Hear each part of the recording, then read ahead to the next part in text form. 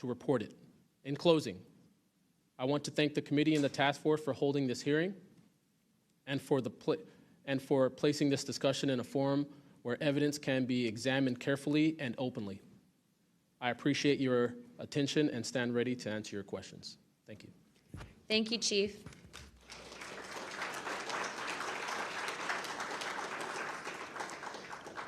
I now recognize Mr. Knapp for his opening statement. Good morning, Chairwoman Luna, Ranking Member, Ms. Crockett, and members of the task force. And Dina Titus, I just knew we were going to get you involved in this topic at one point. Great to see you here. I'm George Knapp, Chief Investigative Reporter at KLAS TV in Las Vegas. I began my pursuit of this weird mystery way back in 1987, and for 38 years, I've always approached this as a news story. It's not a matter of faith or belief. To me, it's a story, and it's an important one. I'm proud to be here alongside these witnesses today, men who have seen strange things and stepped forward to tell the world about it. Whistleblowers and witnesses who step up are routinely insulted, belittled, or worse. They risk their reputations, their careers, their clearances, their livelihoods, and sometimes much more than that, even their freedom. I know that one of the goals of the task force here is to figure out ways to protect whistleblowers and witnesses, and it's a tall order because so many of the things that happen to witnesses like these are extra-legal. They're carried out by persons unknown, as Mr. Dave Grush, sitting up at the top of the room, knows all too well, including events in recent days that have happened to him. I want to share a couple of things that I've learned along the way on this long journey, and I submitted most of that in written form because I estimate that my statement here today would take about 4.5 hours, so I'm going to try to jump over and touch on the more important salient points. I submitted the detailed written statement for the record, and we'll go into a lot of that here, but the public has been told over and over since the late 40s, there's nothing to worry about here. These mysterious craft seen by millions of people in the skies, in the oceans, over the land are not real. They're not a threat. The witnesses are wrong. They're crackpots. Don't believe it. That changed for me. What got me hooked is the paper trail. Documents that were squeezed out of the U.S. government after the FOIA, Freedom of Information Act, became the law of the land. And those documents paint a much different picture than what the public, the press, and Congress have been told over many years. The documents from military and intelligence personnel behind closed doors admit that, quote, these things are real. They're not fictitious. They can fly in formation. They're evasive, and they outperform any aircraft known to exist, including ours. The public, of course, as I said, has been told something much different. Back in 1989, I reported about a guy named Bob Lazar, who claimed that he worked at a facility dubbed S4 out in the Nevada desert, very near to Area 51. He said he was part of a reverse engineering program. He said there are alien craft that will be taken apart to figure out how they operated out there, and that was a pretty tall order. I had clearly taken a dive into the deep end of the pool there. But in the years since then, I've interviewed dozens of other people, and I've detailed what their testimony has been in the written statement. They include Senator Harry Reid, Senator Howard Cannon, also of Nevada, a guy named Al O'Donnell, who was the first general manager of EG&G in Nevada, which managed the Nevada test site, which blew up hundreds of nuclear weapons. There's a guy named Dr. James Lukatsky, who was a career scientist with the Defense Intelligence Agency, who was the guy who initiated a program called OSAP, Advanced Aerospace Weapons Systems Application Program, which is, as far as we know, the largest acknowledged UFO program ever funded by the U.S. government, which put together an amazing pile of information that members of this committee and the world, most of which have never seen. The DIA still hasn't released 95% of what was prepared by that program at a cost of millions and millions of dollars. The one name I do want to bring up in this session, though, is Robert Bigelow. So looking into the idea of crash retrievals and reverse engineering, while OSAP, that program, was active, the DIA's contractor, Robert Bigelow of Las Vegas, made a bold attempt to acquire physical proof of UFO crashes. It's been widely reported and suspected that Lockheed Martin is one of the contractors, the defense contractors, that has held this stuff, stored it away in secrecy, and tried to figure out how it works. I have confirmed on the record that Robert Bigelow and a trusted colleague from OSAP met with and negotiated with senior executives at Lockheed Martin and hammered out a deal wherein Bigelow's company, Bass, would receive a quantity of unusual material that had been stashed away and protected at a facility in California. That material was not made here. I want to move on now to the Russia files, because that was going to be sort of the central impetus of what I was going to talk to you about today. Back in the early 90s, I got into Russia, met with a number of their defense officials, Ministry of Defense and others, who confirmed for me that Russia had been doing the same thing that the United States had been doing, that is, secretly studying UFOs while publicly saying something completely different. The documents and interviews that I obtained and have now shared with this task force show that the USSR launched what is almost certainly the largest UFO UAP investigation in the world. The first phase of that was an order was sent out to the entire USSR military empire that every unit, you see anything strange in the sky, a craft, an orb, something unusual, you had to gather all the evidence, collect testimony from the witnesses, look for physical evidence, and all of that information went into one program at the Ministry of Defense. Thousands and thousands of these reports came in. A lot of them were first routed to the KGB, but then back to another program that came after this collection effort called Thread 3. And Thread 3 was an analysis program. We have provided to the committee the documents of what they were trying to do, and essentially they were trying to build their own UFOs. They were using the information from their observations and studies to try to figure out that technology. The guy who was in charge of that program, Colonel Boris Sokolov, told me that their goal was to basically develop technology that would be superior to anything we had, based on what they learned from UFOs. Mr. Knapp, just in the name of time, Sure. to my understanding, did you have anything you wanted to submit for Congress to see in this committee? I have submitted those documents. Would you like to play any videos? Do you have a video that you would like to play? I don't think it's for me to play. No, that was for Alexander. Yeah, Alexander's video. Okay. You could play it, he could narrate it. Okay, we can, in the name of showing that video to everyone on task force, we'd like to play that video at this time. Sure.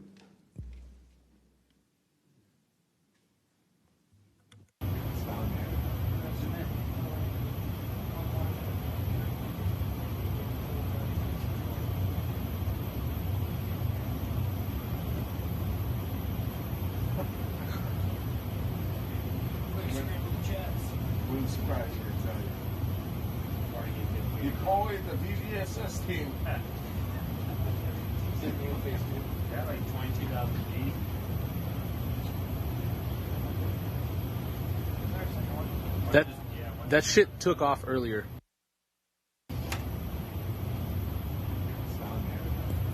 If we can get rid of the audio real quick.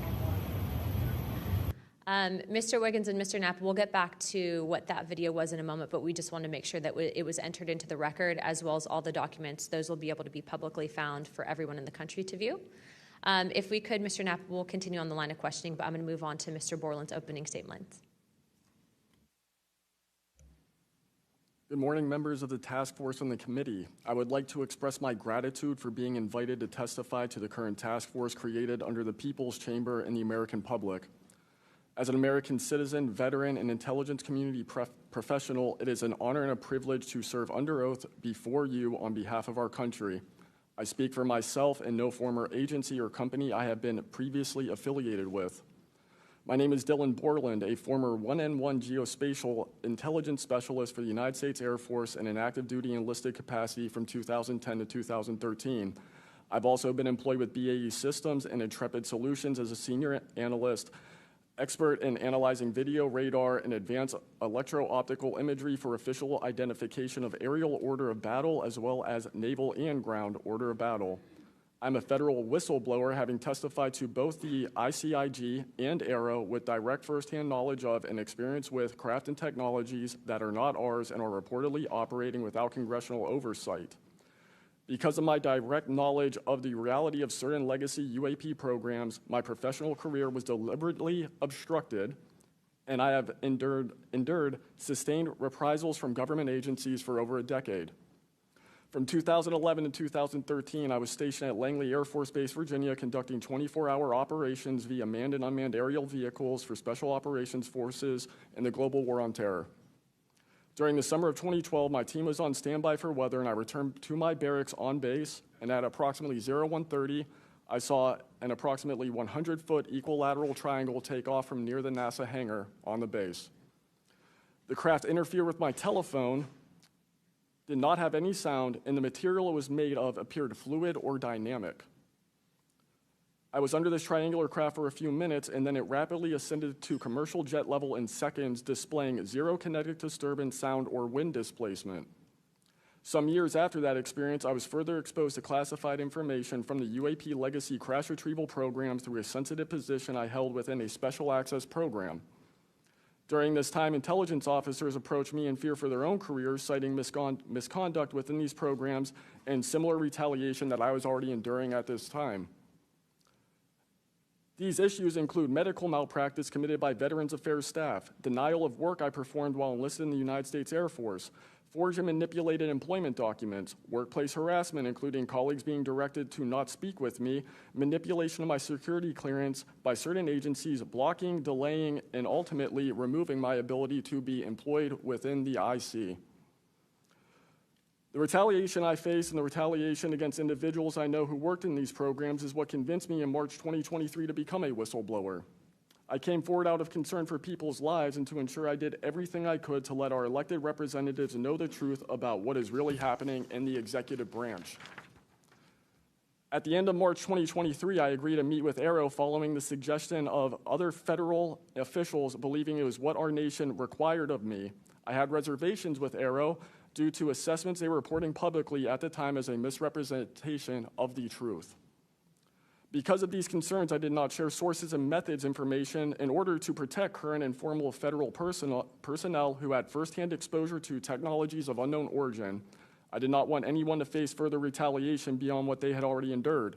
And unfortunately, a staff member ended up getting in some trouble because of that.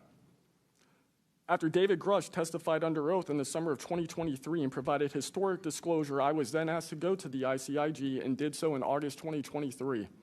It was very clear early on during my intake interview, which was video recorded under oath, that the objective was to solely assess how much I know and not move forward with an investigation with new information I provided them.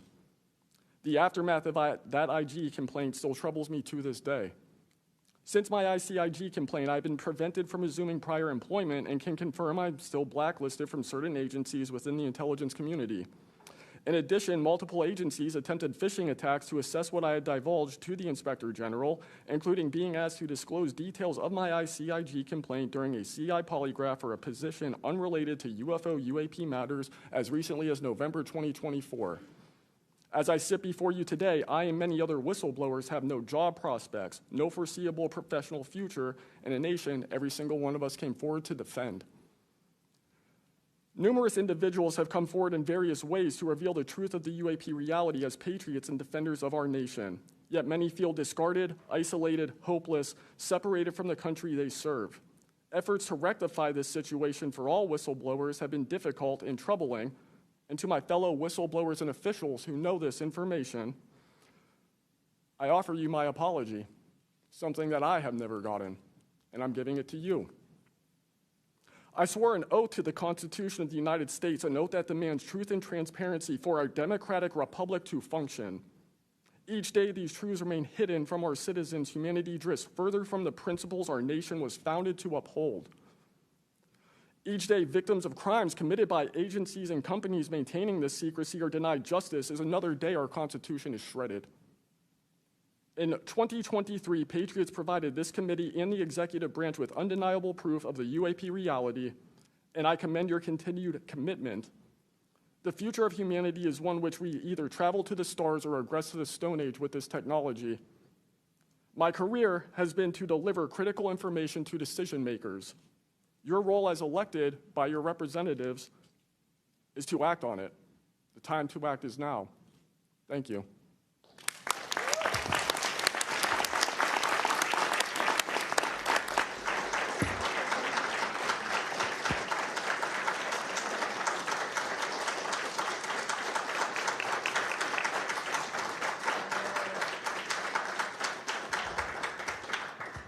Mr. Borland, thank you for your service to our country, and we appreciate you. And we are sorry about how you've been treated, and we will make sure that we try to rectify that situation. Thank you, ma'am. Mr. Spielberger, please, your opening remarks. Chairwoman Luna, Ranking Member Crockett, and Task Force members, thank you for the opportunity to testify here today about the importance of strengthening whistleblower protections, especially in the context of national security.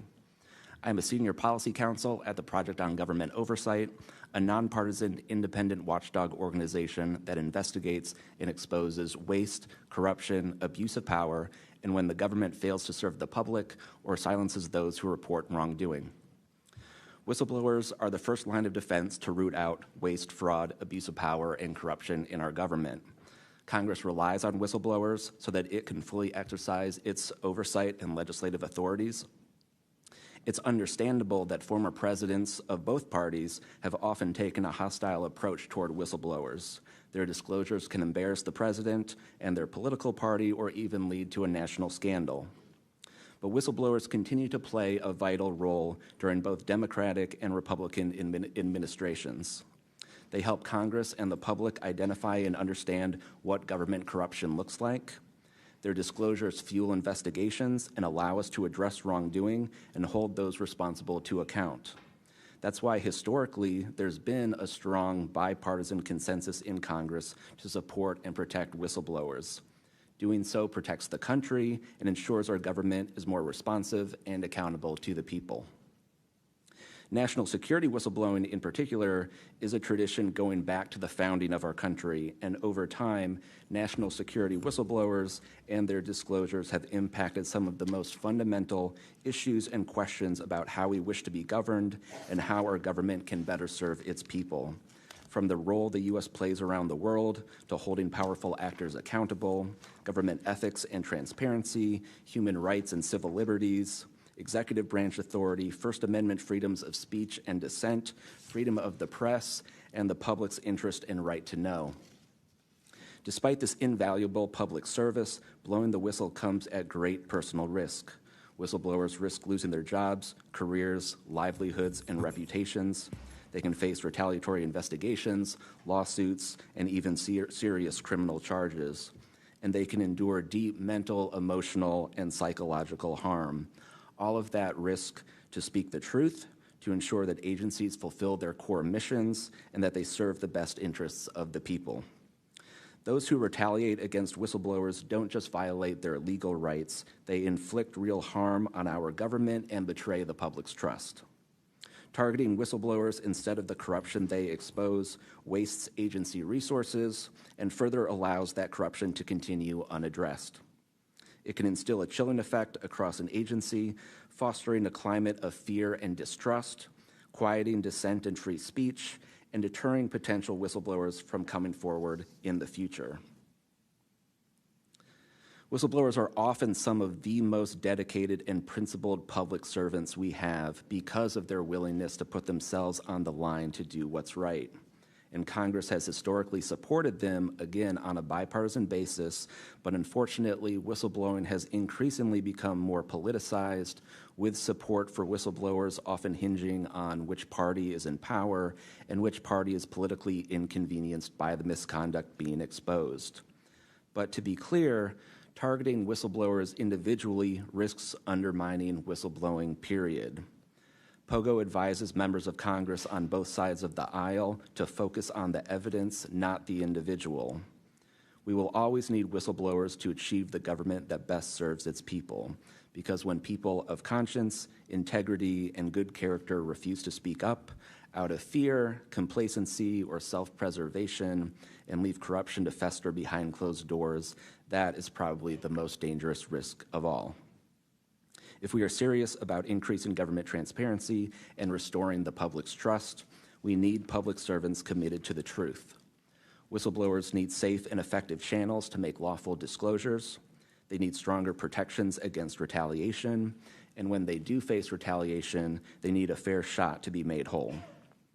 Congress has made strides to pass whistleblower legislation, and these laws need to be updated and expanded so that whistleblowers truly receive the protections they need, retaliators are held accountable, and we can achieve the type of government the people deserve.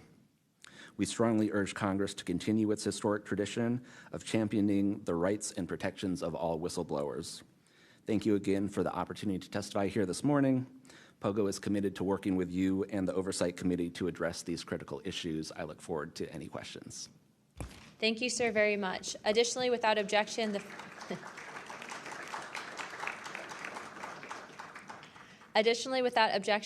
following members are waived onto the task force for the purpose of questioning witnesses at today's hearing: Representative Perry of Pennsylvania and Representative Grothman of Wisconsin. Sorry, what is it? And Representative Biggs from Arizona. I already got you, but yeah, we're good. Without objection, so ordered. I now recognize myself for 5 minutes of questioning. Also, as my friend Mr. Moskowitz might have to go, would you like to go now? Okay, all right. Mr. Borland, in your testimony, you described witnessing large triangular craft while stationed at Langley Air Force Base in 2012. Can you explain what you observed in terms of size, behavior, and why you're confident it was not conventional technology? Great question, ma'am.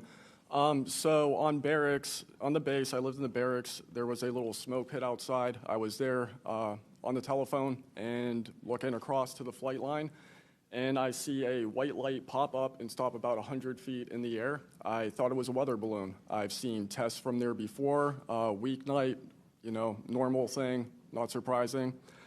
I actually finished my cigarette, and I began walking up towards the flight line. There is a track, and because I was on 3 months of night work, I would walk the track at night when we were weathered down. And as I began walking towards the flight line and the track, the light then flies across the base, across the flight line, and as it flies to me, a triangle manifests around the light. I can't tell you if it's active camouflage. I can't tell you if it appeared around the light, but I can tell you that it was a white light, and then it was a triangle. It stopped about 100 feet in front of me and approximately 100 feet above me. My telephone got extremely hot, completely froze, dead.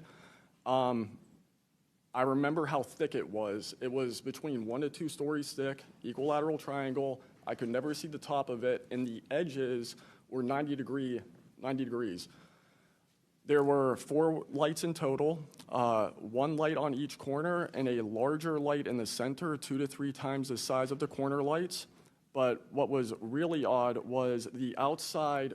The best way to describe it is like looking at a James Webb telescope picture where you have the colors and then the black background. So the craft itself was this black metallic flake paint, but on top of the craft was this gold, lava, plasma, some type of fluid going over and around the craft.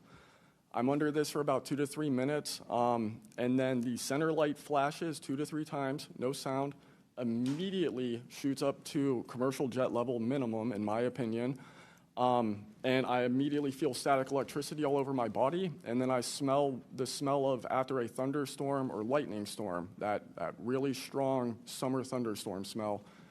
Gets up to flight level. I'm trying to get my phone reset, and I can only see the center light at this point. If I didn't actually see it take off, I would have thought it was a star. And then it hovers up there, and it begins to slowly move due east out over the Atlantic Ocean. I finally got my phone reset. The entire thing was about, from the time I saw the light pop up near the hangar until it took off out over the ocean, was about 15 minutes.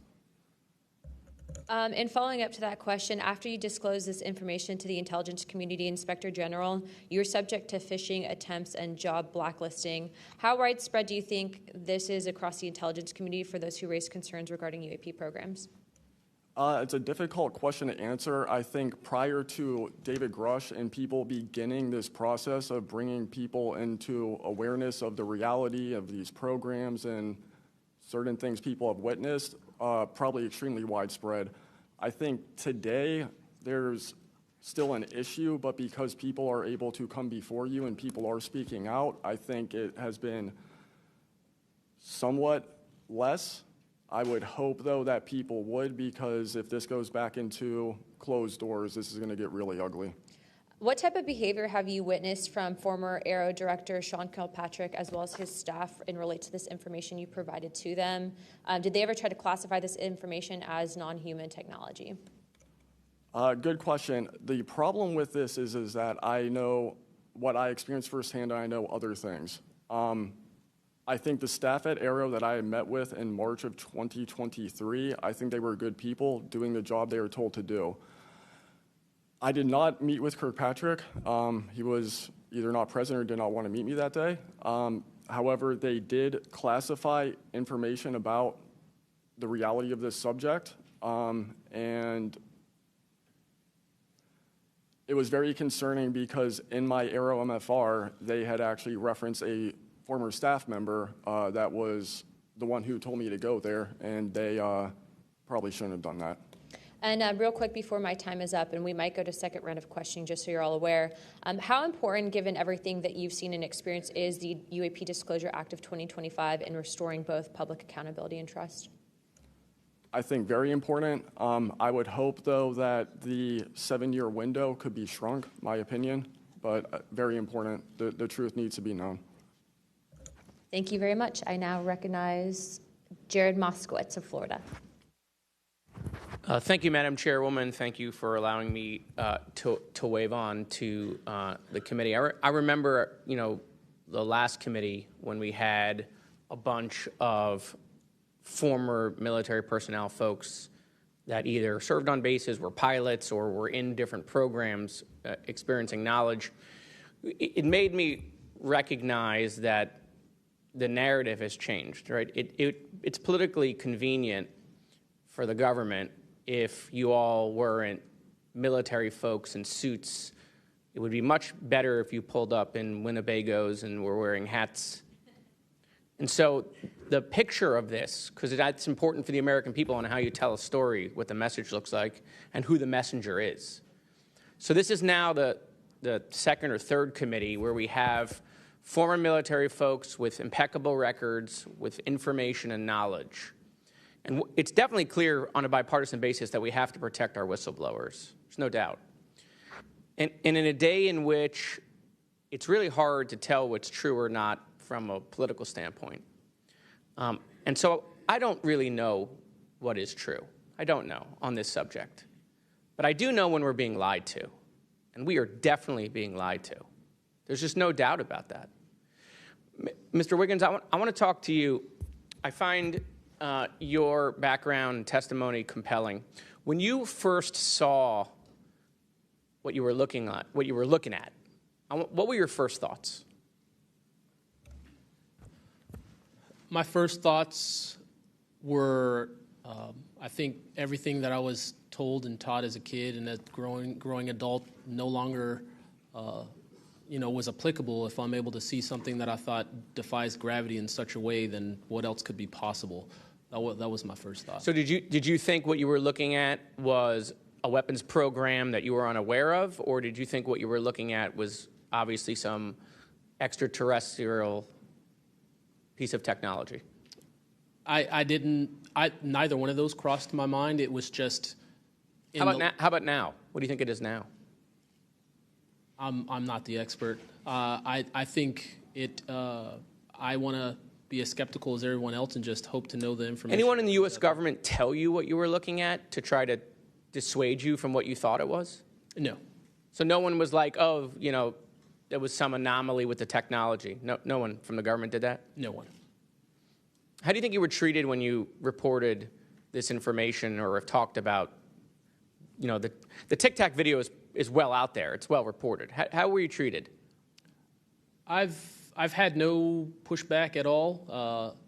I haven't had anyone reach out to me or try to, dissuade me in either direction, militarily speaking. So I was treated fair, and I appreciate the Navy itself with assisting me with coming here to being able to testify. That's good. So what do you think the American people should take away from watching your video, right? Because when we watch it, obviously, right, we've never seen anything like that. It defies what we know to be technologically possible. What are we supposed to think? Someone's lying about something. Someone's hiding something, right? That's not normal what you looked at. I think what the American people should think when seeing that video, along with others before me, is that there is something out there, and we should know as the people what it is. Right, and so let's eliminate possibilities. So they didn't come to you and say there was a technological error with what you were looking at. So we put that aside, right? They didn't say it was broken. So we look at that and we see something. So it's either a weapons program being reverse engineered by our governments or other governments, or it's nobody's government, and it's not from here. Those are it. You agree with that assessment? I agree. One or the other. Mr. Borland, when you first experienced what you were looking at, what did you do next? Like, what was your next step after it had passed and you were done? I actually kind of laughed to myself and said, okay, so this exists as well. Worked in enough programs, been exposed to enough that I was like, okay, so this is a real thing. I went back, walked the track, talked with a couple of my friends about it. I did talk with some of my coworkers, one in particular, which I thought was a joke, and it definitely wasn't, was like, you probably should never say this to anybody. And then what happened to me happened, so. What about you, Mr. How do you pronounce your last name? Nusatelli. Nusatelli. And sorry, I know I'm running out of time, Madam Chairwoman. So obviously your incident happened well before we could record things on cell phones and things of that nature, right? What did you do when you first experienced? Because what you saw, right, you saw it happen like right out of your base. Correct. So tell me what you did after you saw that. What was like your next move? And I want to hear what your experience was. My next move, I went into my house after it left. I made sure no one had been abducted, and I picked up the landline. I called the Security Forces Command Center. I reported it. I requested that they give me a call back and make notifications up the chain of command. I got a call back in about 15 minutes. They reported that the weather station reported no balloons or aircraft, nothing on radar, no aircraft inbound or outbound. So I got that notification.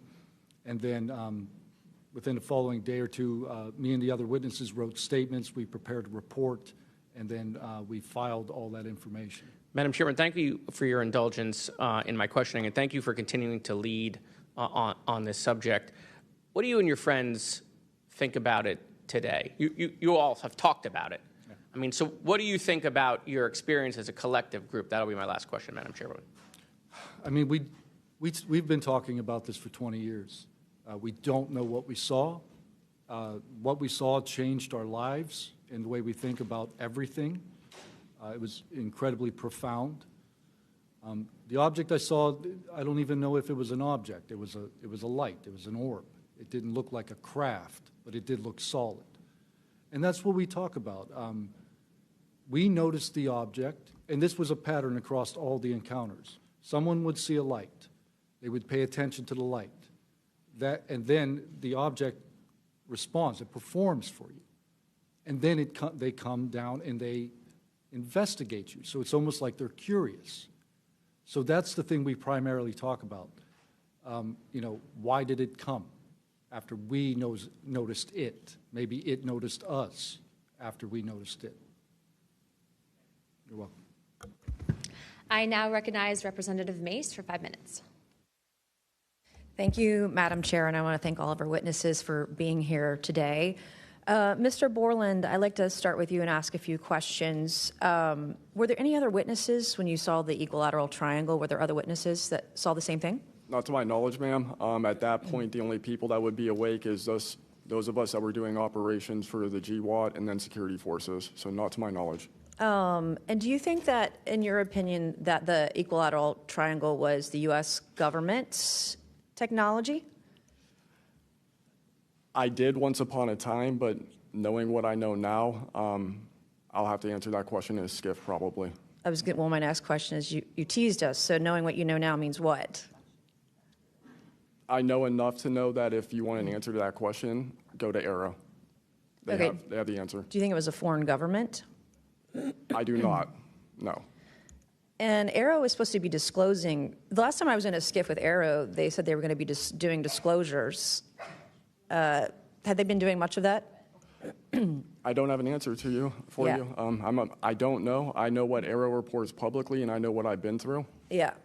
And some of this stuff can be, I think, debunked, right? Sometimes there are weather balloons that look kind of a little funky, or drones or whatever, depending on the angle, direction, speed, et cetera. Are you scared for your safety? That's a complicated question. So being here today, if I say the wrong word, technically I can be charged with espionage. Espionage is a death penalty. Whistleblowers have faced it. John Kiriakou, for example. I am not scared for my physical safety in the sense of an agency or company coming to kill me, but I have no job. My career has been tarnished. You know, I'm unemployed, living off of unemployment for the next 3-4 weeks until that's gone. So it's a complicated question. Have there been stories leaked about your life to try to discredit you in the public eye? As of now, I don't know. We know they did that to Mr. Grush. I am aware. Yes, ma'am.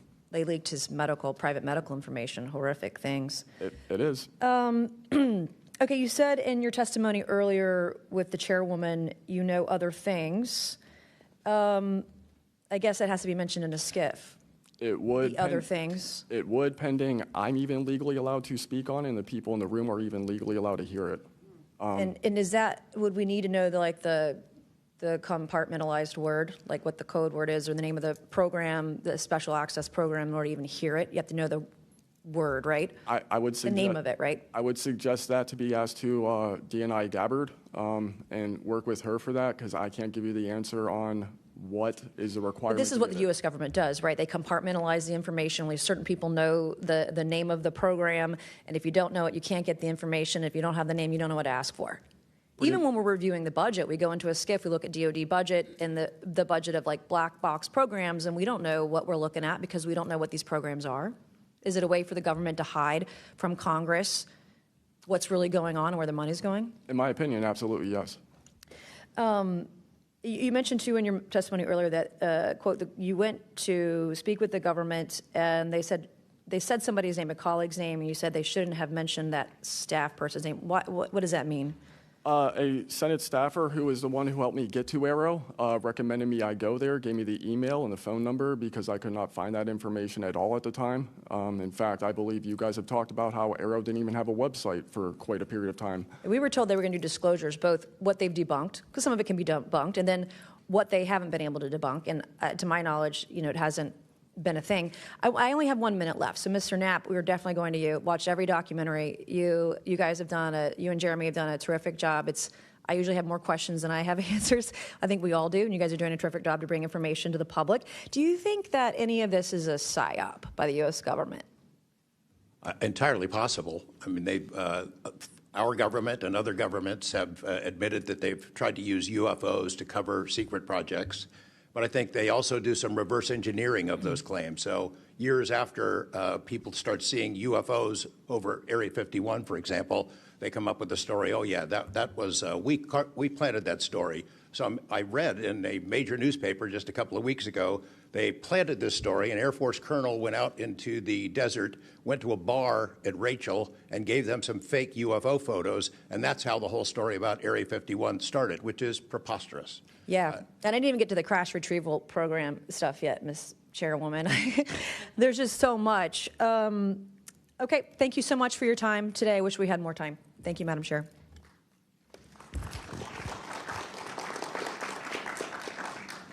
I now recognize Ms. Crockett for 5 minutes. Thank you so much, Madam Chair, and thank you so much to each of the witnesses that have come before us today. The federal government has had a long-standing overclassification issue in general. We all know that, from the assassinations of MLK and Malcolm X to the COINTELPRO and torture programs to now UAPs. The federal government has kept the American public in the dark about issues of immense public interest. The federal government has routinely made excuses for failing to provide transparency to the public, the most common of which is national security concerns. Mr. Spielberger, can you provide an example of when national security was inappropriately used as a pretext for classification? Congresswoman, probably one of the most infamous examples of that is the 9/11 Commission that found that overclassification was a key factor in the failure to adequately prevent the attacks of that day. In addition to that, what lessons from these oversight failures should guide Congress in approaching UAP oversight? Generally speaking, we would advise this Congress to ensure that agencies adopt a general policy in favor of disclosure instead of a knee-jerk needing to overclassify information and documents. We should ensure that when information is classified or deemed sensitive, it's only for legitimate national security and privacy concerns. And we would recommend adding additional factors to the considerations of cost, value, and certainly to the extent that it's critical for the public interest and the public's right to know, especially when we are talking about these very serious national security concerns and implications. Can you speak to how whistleblowers have historically helped Congress uncover the truth in other areas and how that might apply here? Absolutely. So again, Congress has always relied on whistleblowers coming forward and making disclosures in a number of different issues across different agencies, anything from national security to airline safety, railway safety, environmental concerns, workplace health and safety, a lot of issues coming out of the COVID pandemic, for example. Whistleblowers have come forward with important disclosures on just about any critical issue affecting our government and affecting the American people, all of which have grave implications for the rights and protections that we have and how we live our lives in communities across the country.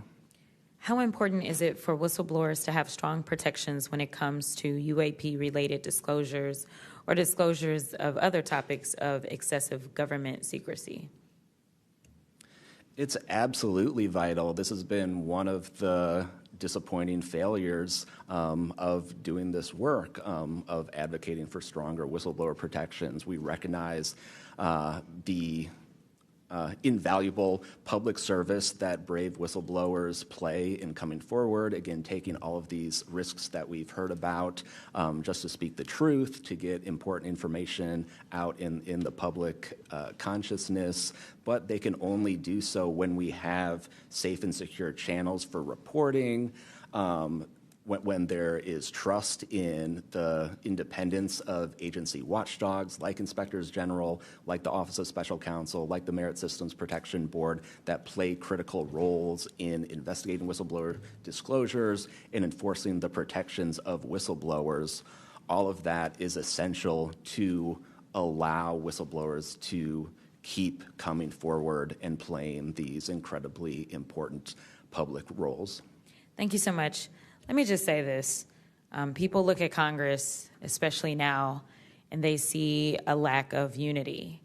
They don't see the ability for us to come together really on much of anything.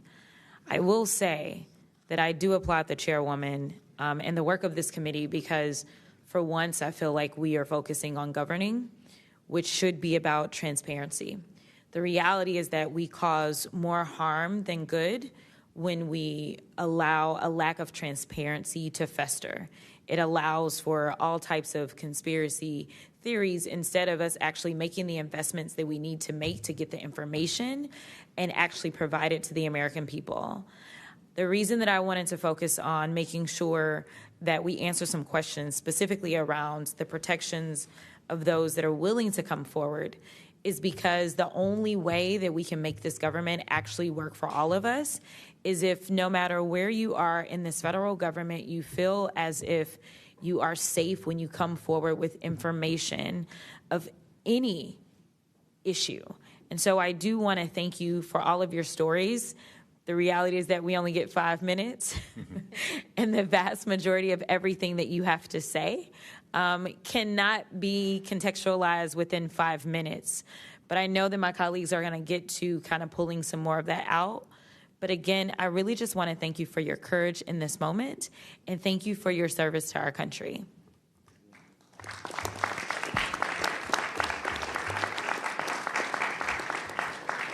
I now recognize Mr. Burchett from Tennessee for 5 minutes. Thank you, Chair Lady, and thank you, Ranking Member Crockett. I see a lot of friends out there, and I see a couple enemies, so I'll kind of remember that.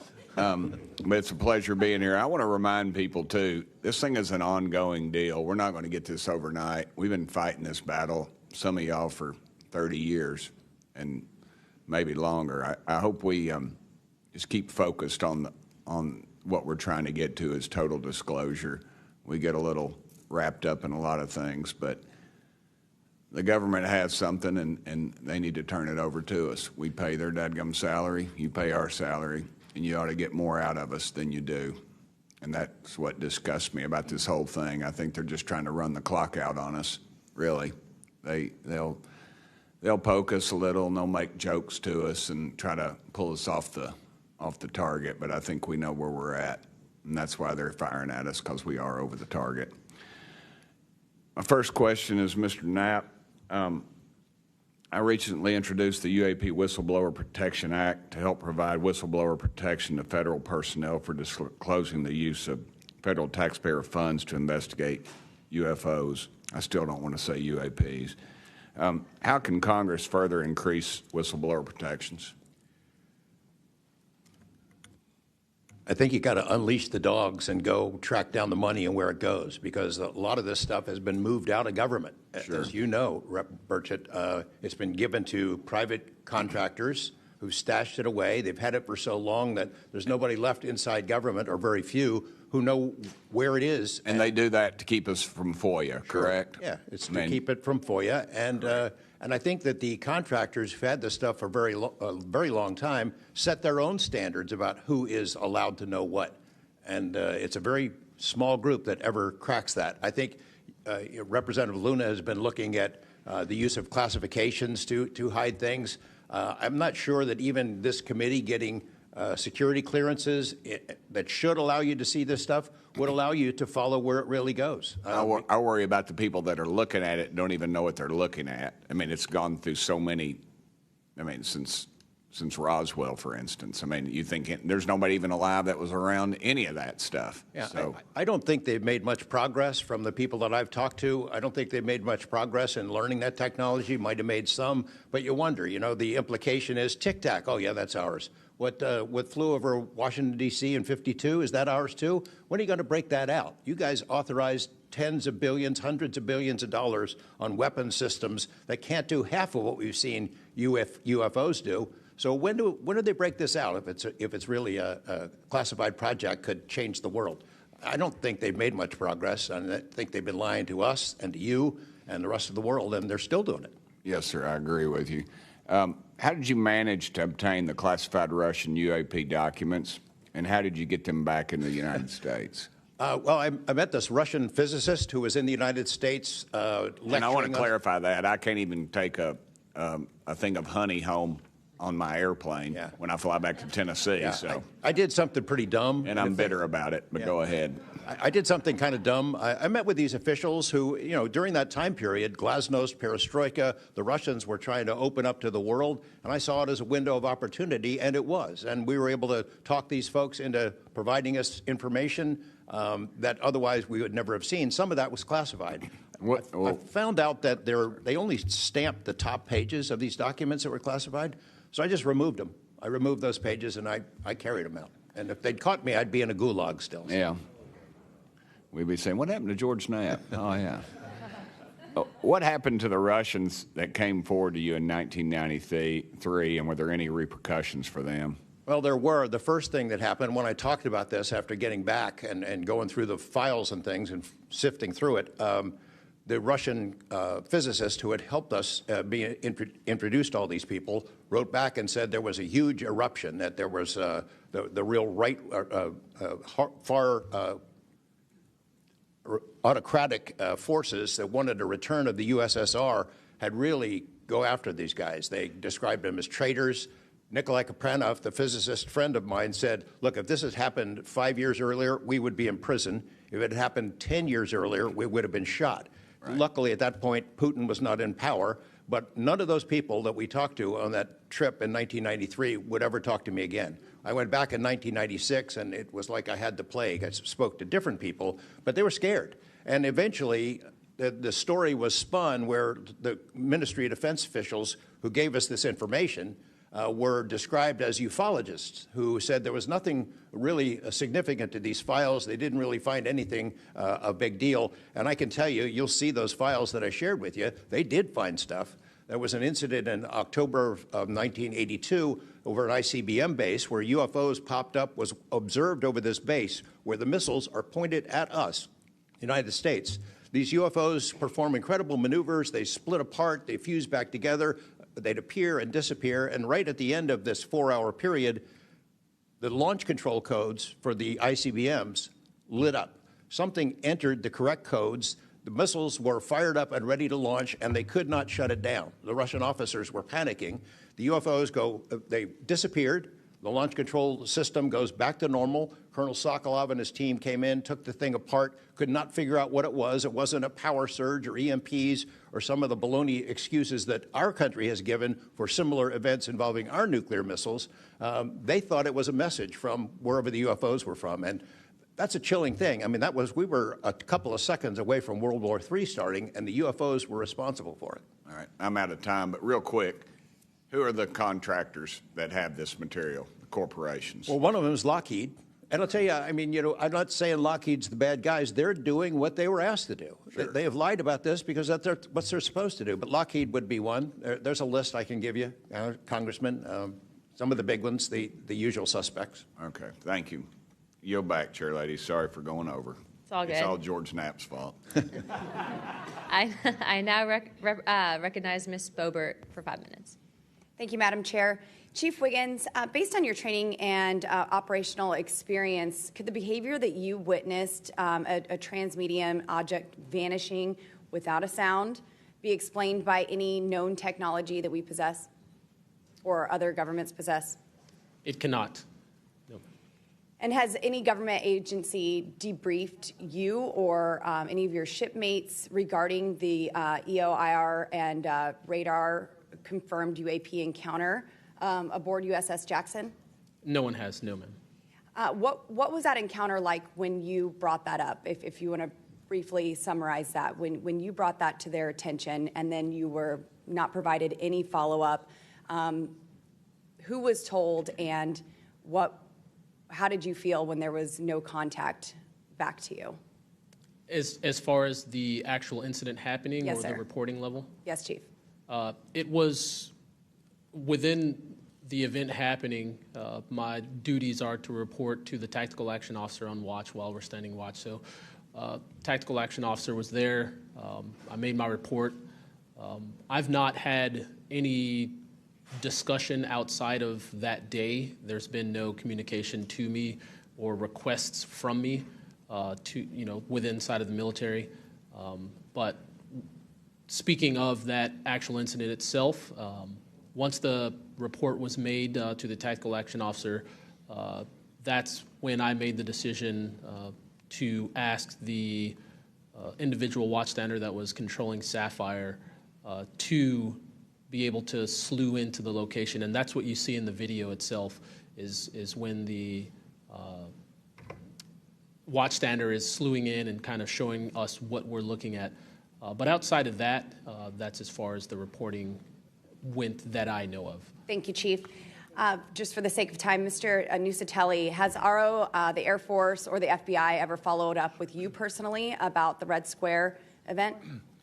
I did have follow-up by ARO, nothing with the Air Force. The ARO office updated me, I think, at least 2 times.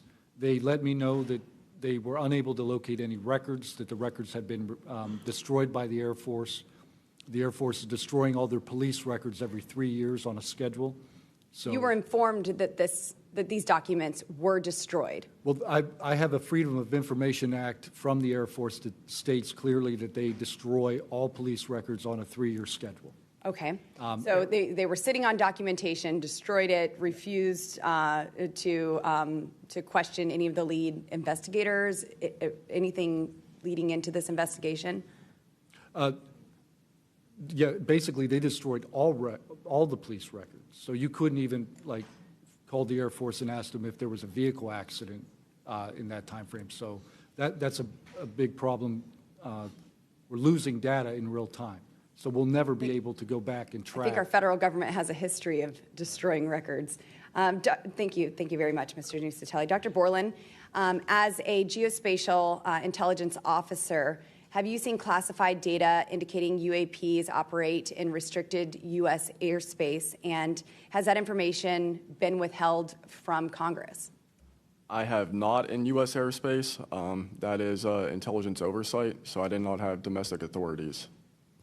After filing your Inspector General complaint over retaliation inside the Pentagon's UAP office, did you receive any kind of protection or just more retaliation?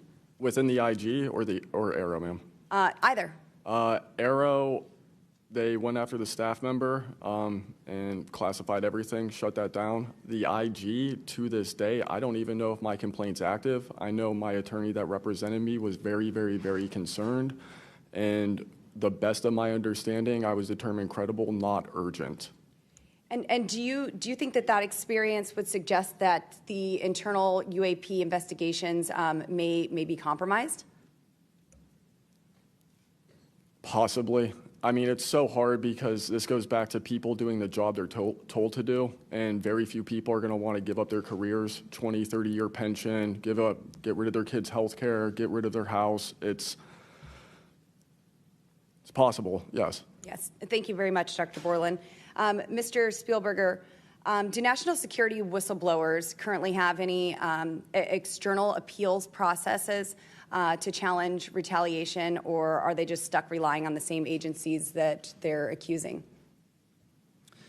Congresswoman, this is one of the biggest concerns that we at POGO have, basically around the independence of investigations and accountability for retaliation. Basically, yes, national security whistleblowers have to rely on internal administrative processes that go through agency inspector generals. There are some differentiations, but the bottom line is that they are forced to rely on protection from the same agencies and people who they are alleging retaliated against them. Yes. Well, I thank you all for your bravery. We are out of time here. Thank you so much for coming forward, and we will do everything that we can to ensure that you are all protected. Thank you for trying to bring truth and transparency to the American people. Madam Chair, I yield. I now recognize Mr. Burleson for about 5 minutes.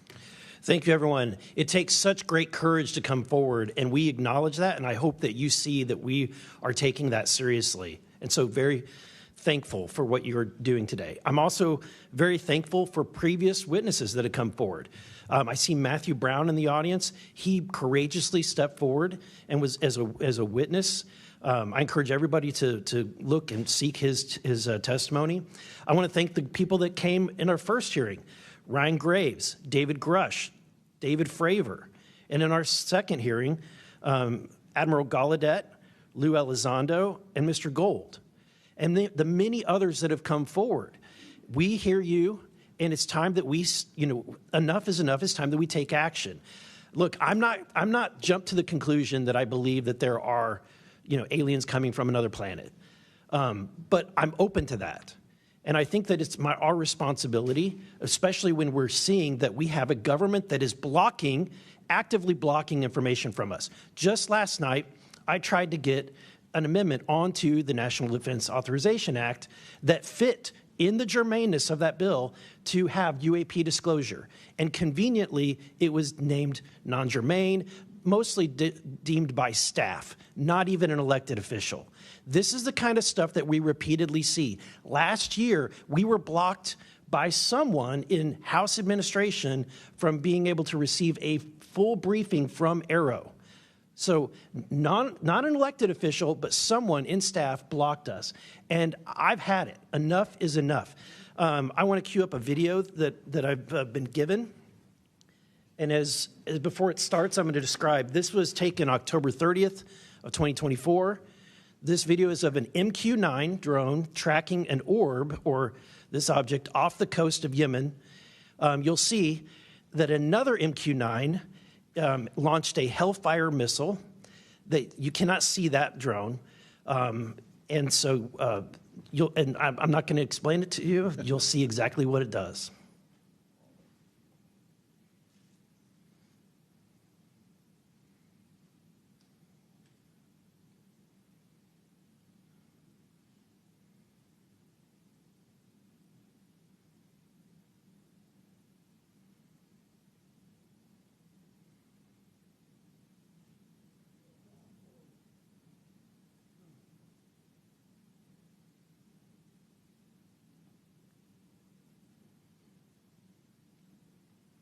This is when it zoomed out, so you can still see it traveling.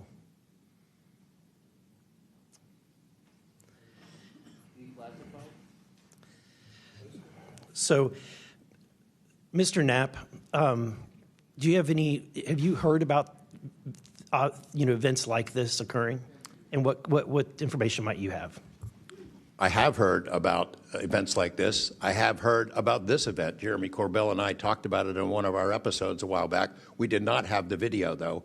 There are servers where there's a whole bank of these kind of videos that Congress has not been allowed to see, that the public hasn't been allowed to see. Occasionally, some of that stuff gets out in the wild, and it comes our way. It should be going to you. The public should be seeing this stuff. And why you're not allowed to, I don't know. But that's a Hellfire missile smacking into that UFO and just bounced right off. And it kept going. It kept going, and it looks like the debris was taken with it. Yeah, what the hell is that? What flies like that? Again, I'm not going to speculate what it is, but the question is, why are we being blocked from this information consistently? I want to ask this just question. How in the world, this is the document, I want to enter this in for the record if it hasn't already been entered, Madam Chair. The document that you provided on thread 3, this is a huge file. How in the world did you smuggle this out of Russia? Carefully. In your socks? I don't think I want to be really specific about it because I might have to go back there and get some more sometime. Although, okay. No, that'd be crazy to do that. Well, I took the top pages off that were stamped with the security signature, and I carried them out on my person, but the rest of them I just threw in my suitcase and threw some caviar in there as a distraction as well, and hoped for the best. Otherwise, I'd be a citizen of Siberia right now. And you had you reported James Lakatsky came to you with government possession of NHI craft and how they ultimately gained entry. Can you testify to the veracity of that claim? Dr. Lakatsky is an honorable man who served most of his career with the DIA, a very trusted, high-level rocket scientist and intelligence analyst who inspired the OSAP program, as I said earlier. And in full disclosure, I've co-written 2 books with him. He dropped this on myself and our other co-author out of the blue. And it took 14 months for us to get DOPSR approval for him to release 2 sentences on that. He said this craft, we had managed to get inside of it. It had no wings, no rotor, no tail. It had no fuel tanks. They didn't know how it flew or how it was operated. It clearly looked like it was aerodynamic, but he would not go further. He's a by-the-book guy, and until he gets clearance to say more about that, I don't think we're going to hear much more. But it's not ours. It wasn't ours. We didn't make it. We didn't know who made it and how it was built and how it operated. We've got at least one. And I don't know, I think that's enough confirmation that we do have recovered discs and materials. Lastly, Mr. Borland, in the classified realm, have you been exposed to undeniable confirmation of NHI technology? And then my second question is BASE Systems involved in any way with reverse engineering exploitation of non-human intelligence craft? Yeah, we're gonna have to have a conversation this skip for that. Whether I'm legally even allowed to answer that, and whether you're even allowed to hear it, sir. Okay. Again, you can sense our frustration, and so I just want to thank you for coming forward. We will continue to fight because look, this is about making sure that this government belongs to the people and restoring the republic the way it was intended to be. Madam Chair, I also have further witnesses of courageous individuals It was given to me by Dr. Stephen Greer, including Michael Herrera and his testimony. We have Roderick Castle and his testimony, Randy Anderson, his testimony, Stephen Digna, and others, 3 others, all saying similar things to what the witnesses today have said, and I would like to enter that into the record as well. No objection. Thank you. I now recognize Representative Lee for 5 minutes. Thank you, Madam Chair. I think we need to make sure that we don't get distracted by sensational stories only of unidentified anomalous phenomena and lose track of what the core of this hearing is about. This is all a perfect example of why whistleblowers are so important and why it's so important that we step up and protect them. With Trump, RFK Jr., EPA Administrator Lee Zeldin, and others committed to dismantling government and firing professionals who do dare to speak out against the threats this administration's disastrous policies create, we have to focus on protecting all whistleblowers, not only the ones who are reporting on UAP. I'd like to thank the whistleblowers who have agreed to come before the committee today and speak their truth. This administration's claims to care about waste, fraud, and abuse, and so often it is the whistleblowers who care and who are the tip of the sword fighting against the real waste, fraud, and abuse. One study found that whistleblowers expose fraud at more than twice the rate of third-party auditors. So, Mr. Spielberger, what are some of the best examples of whistleblowers exposing fraud and abuse in the federal government? Thank you, Congresswoman. Again, whistleblowers have played such a vital role across so many different issues. One prominent example goes back to the 2014 VA waitlist scandal. POGO actually played a very instrumental role coordinating with Iraq and Afghanistan Veterans of America. At that time, we received tips and whistleblower disclosures from over 800 different individuals talking about the VA subjecting veterans to extensive wait times in order to get the basic standard of care that they deserve. It's certainly prolonged serious illnesses, even contributing to hastened deaths, and we were able to help shed more light on that issue, which I think just emphasizes the importance, even outside of the national security context. We are often still talking about serious issues and even life and death concerns. And unfortunately, whistleblowing can lead to serious repercussions and retaliation, especially in this vindictive and lawless administration. Mr. Spielberger, in the past, what kinds of retaliation have they faced, and what are we seeing today under the Trump administration? So we've certainly heard about a number of different examples of retaliation. One that I'd like to highlight that Mr. Borland referenced previously is retaliation through abuse of the security clearance process.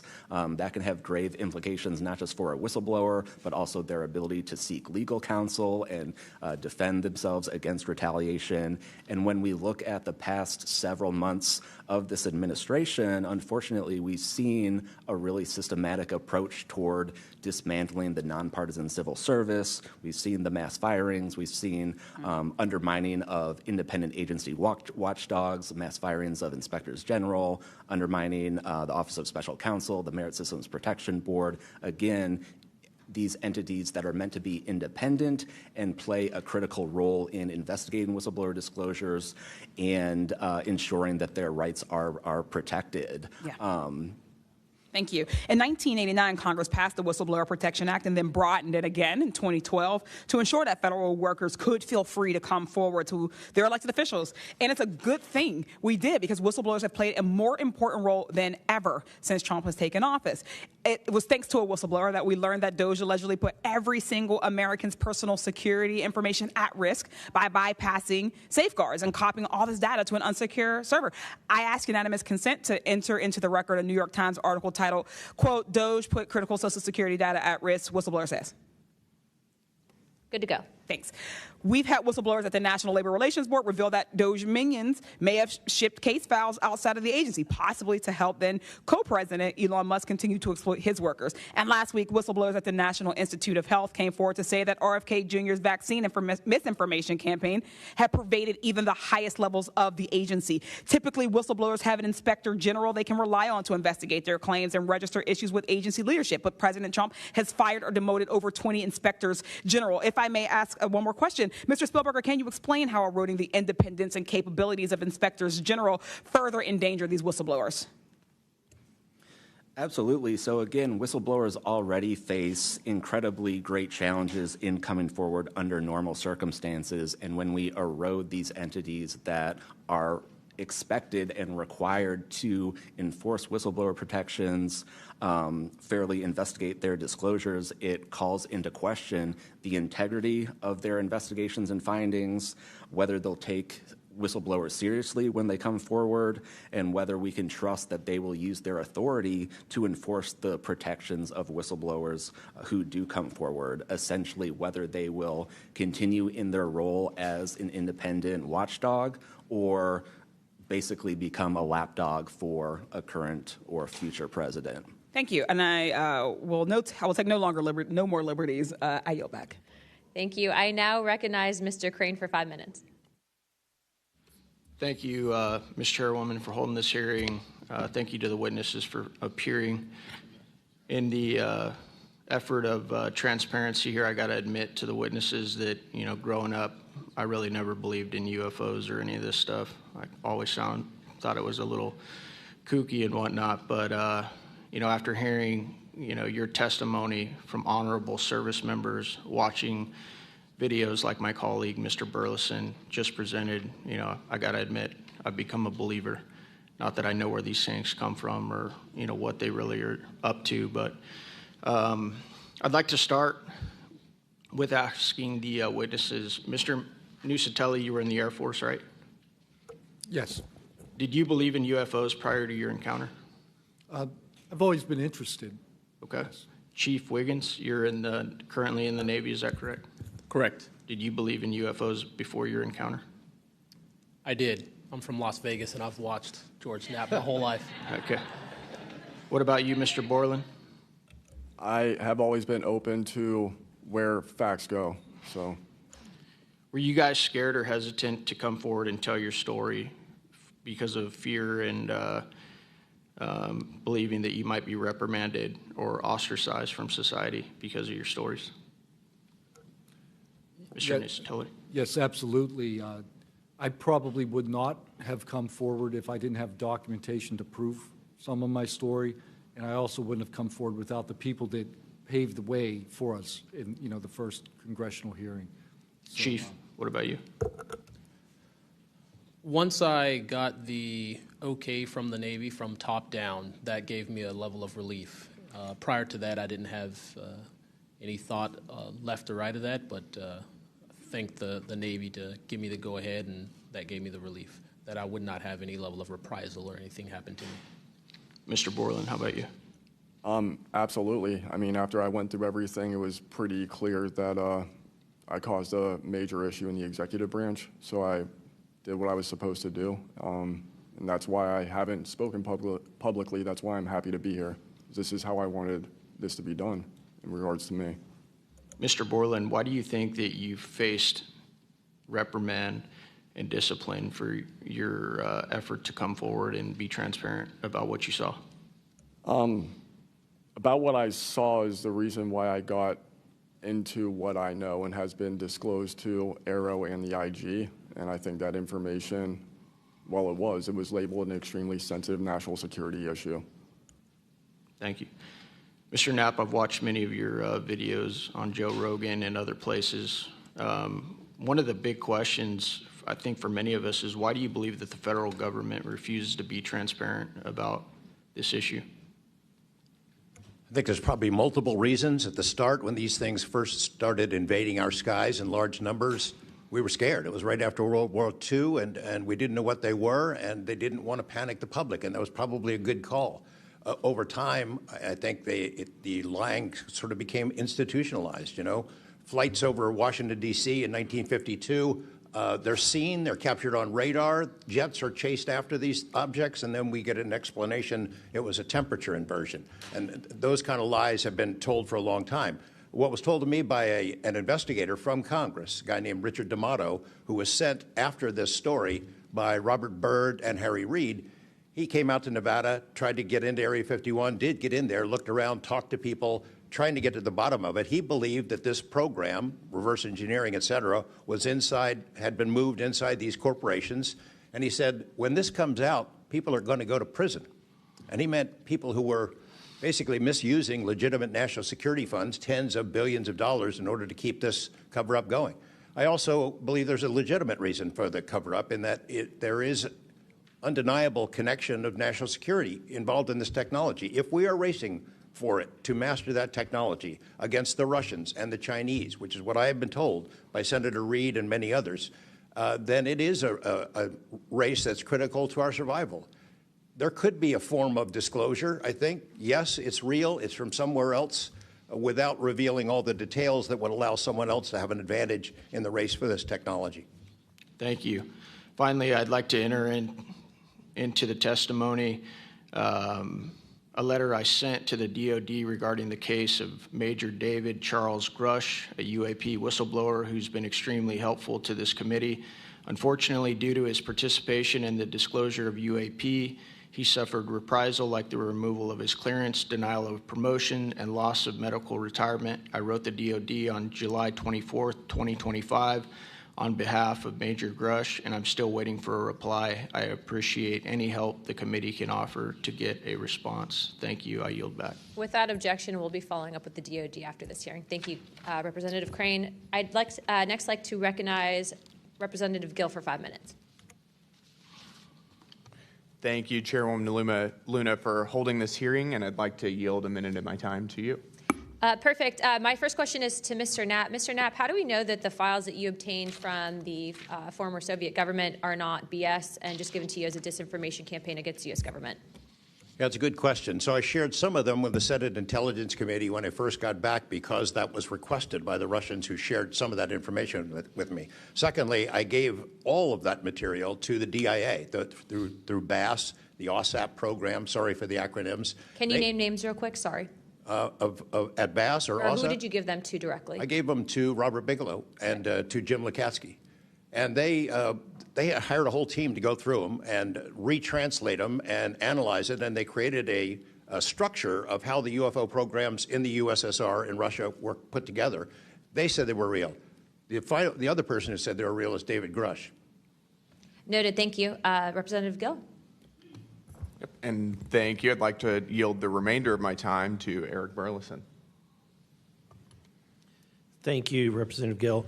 Mr. Wiggins, Chief Wiggins, in your view, what mechanisms, such as internal protocols, witness debriefings, or cross-agency documentation, should be better established in order to ensure that such a credible sighting, like the one that you have given, are preserved and made available to oversight bodies like this? Thank you, sir. As an active duty Navy member, our mission is to carry out the ship's mission or the command's mission. And we, on a general basis, don't have knowledge of what to do when we see things like this. We just don't. We're there to do our mission and do what's told of us, right? So I think what would be important is giving active duty members a clear way of being able to report things like this to where it gets to this point. And ensuring that we have a standard level of understanding that there wouldn't be any level of reprisal or anything happening.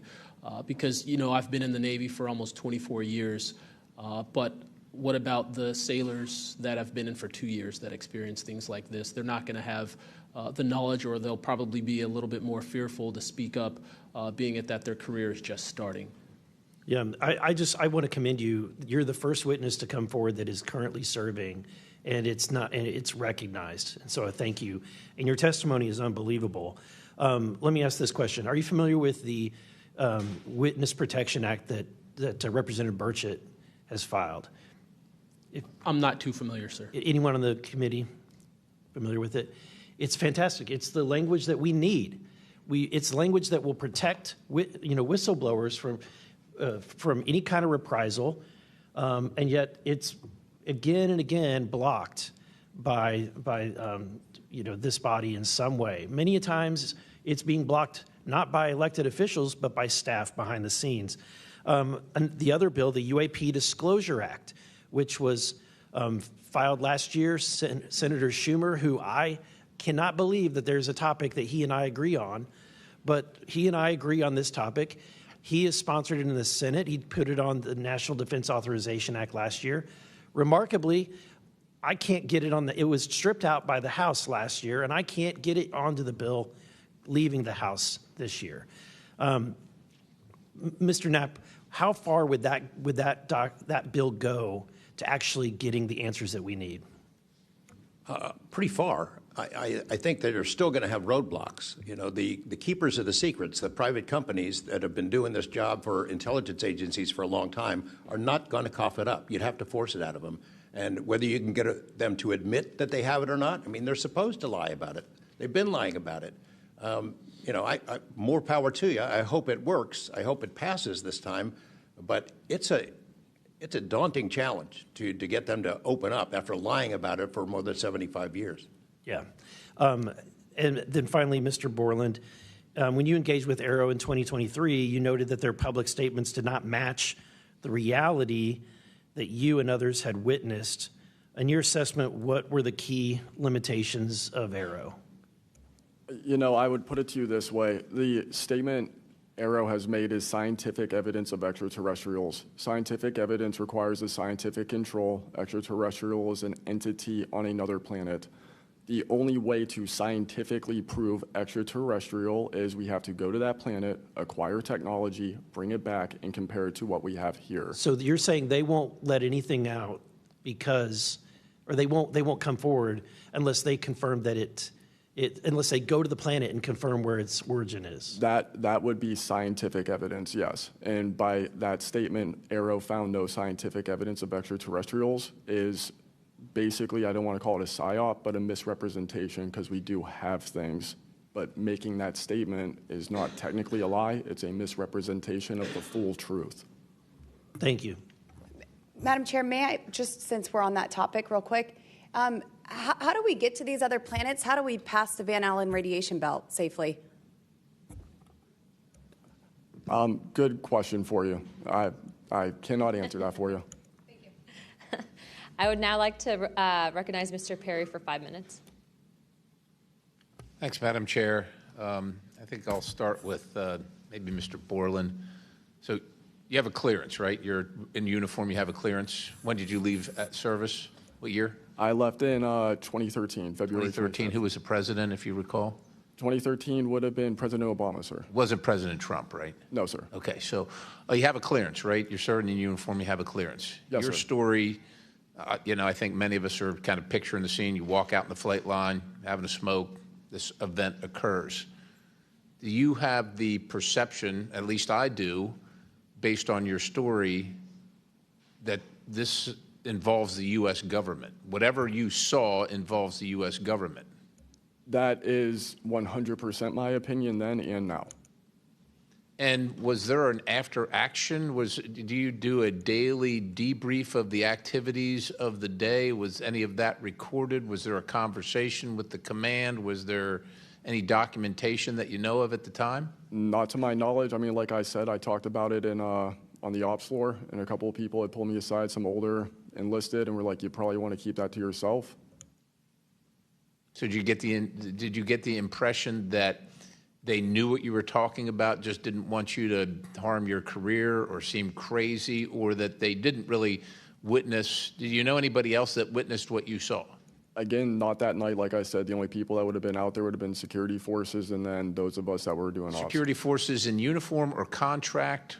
Probably both. Did you talk to them? Did anybody talk to them in an after action?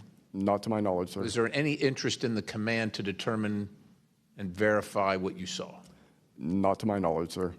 It's unfortunate. Chief Wiggins, Thank you for your service, gentlemen. Thanks all of you for your courage to be here. Your story's a little bit different. Sounds like it. Well, for both of you guys, and also Mr. Nusatelli, if this were sanctioned by the U.S. government, even though you have a clearance, but it's classified above the clearance level, do you see any reason why they would allow you access, being present, viewing it, hearing it, being around it? Like, what is this, an accident? Like, does the U.S. government make these kind of accidents? They make accidents, mistakes like this? Like, we're doing this test of this new system, and we forgot these guys were standing here. Does that sound like something that the U.S. government would do? No, sir. Some of the launches we were doing were like $5 billion projects that had taken like 10 years to develop the technology. And these objects were coming right up to the launch pad.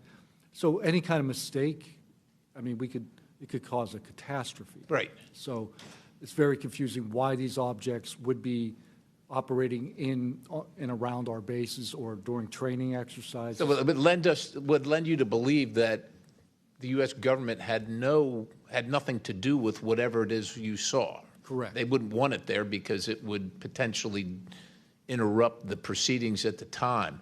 Was there an after action? Was there a discussion by your command? Was there an investigation? It's pretty significant activities that you were involved in. Was there an investigation that you know of? We conducted investigations in real time, right, and we document all the evidence. But as far as anything from higher up, I don't know if there was an investigation done. No information came down on what we should do. Were you ever interviewed at someone else's request? About that incident? Yeah, about the incident. I don't believe so. Do you think you find that odd? If something happens, you're around multi-million, maybe billion-dollar operations and launches of national security interests, very sensitive. There's an anomaly in the operation.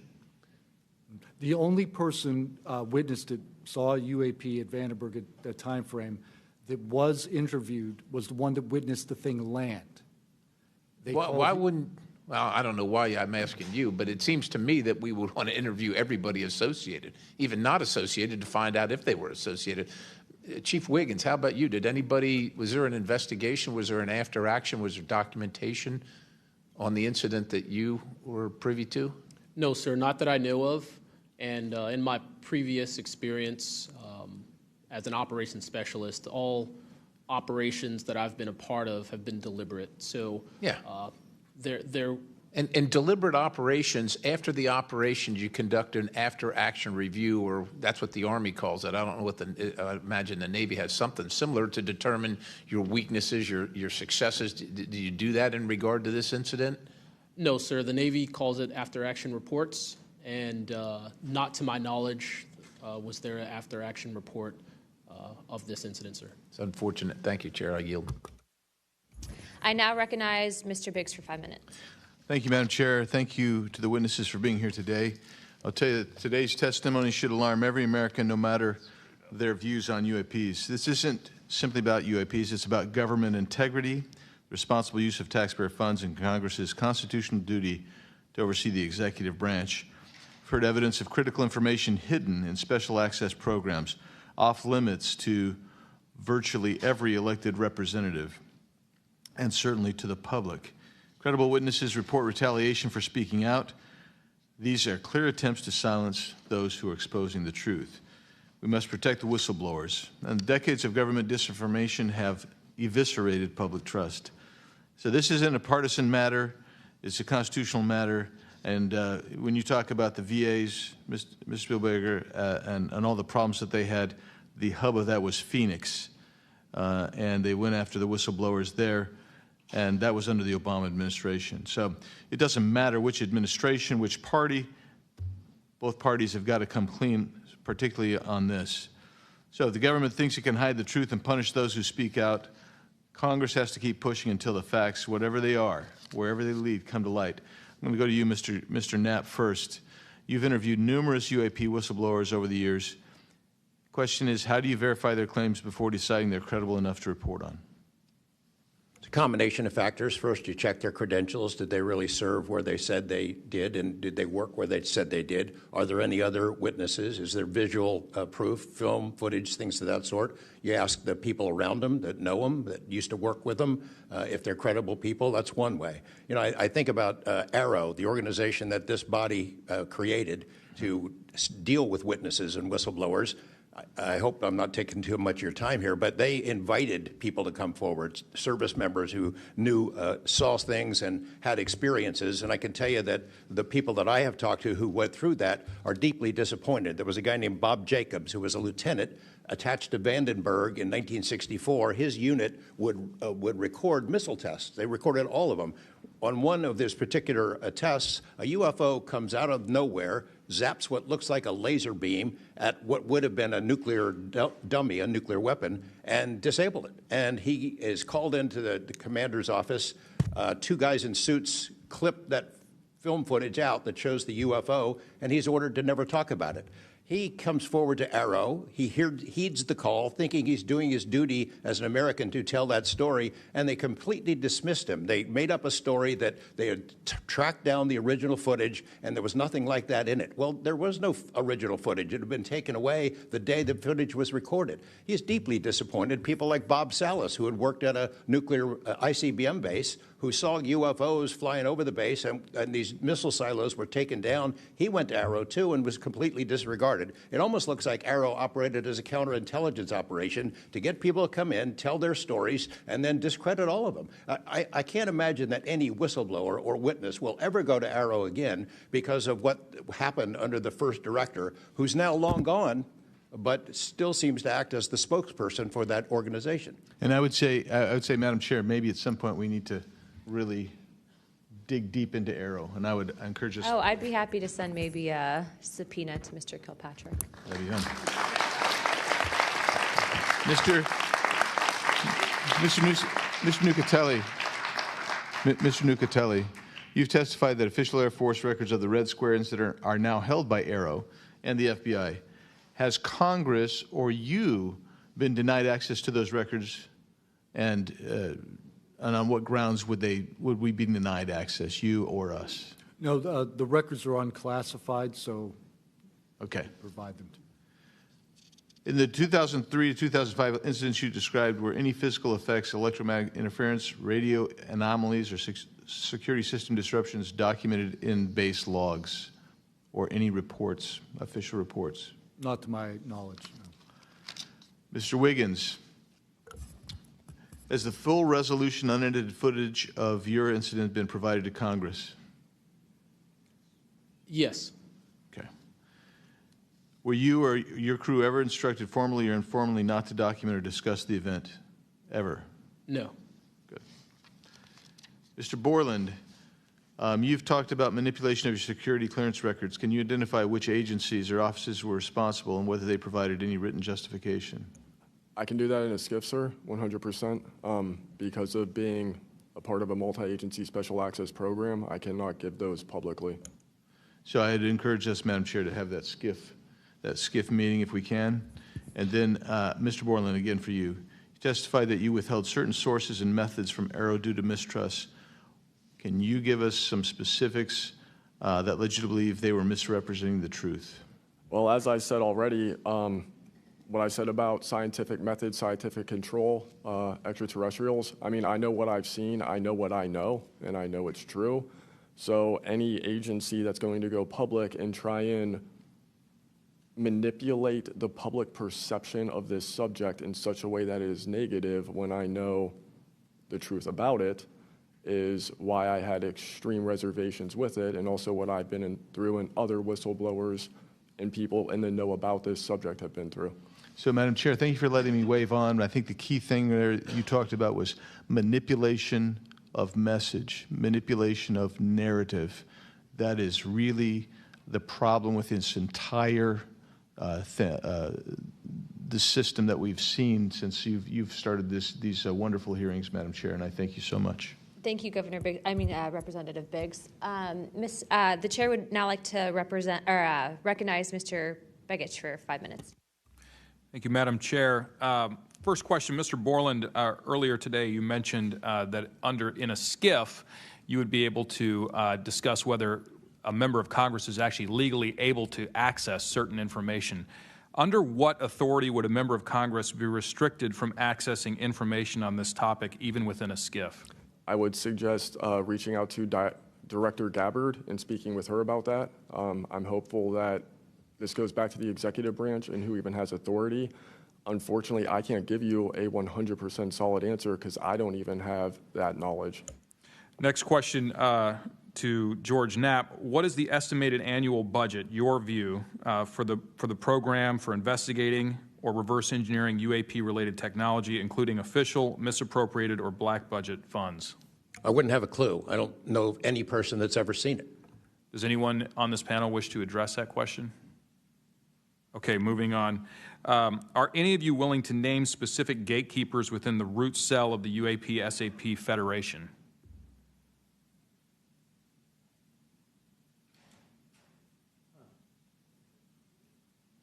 You mean specific people and contractors that have dealt with this and kept the secret? Specific individuals. Well, one of them was named Dr. James Ryder at Lockheed. But, you know, again, to emphasize, I don't fault these contractors for doing what they were asked to do by our government. They're supposed to lie if people ask about it. And the intelligence agencies who gave this stuff to them, CIA, I think primarily, told them to keep it quiet, and they've done that. And I suspect that they'd like an off-ramp, that they'd like some help with figuring out this technology at some point. And this is, again, available to anyone, is there a security classification guide for UAP or NHI?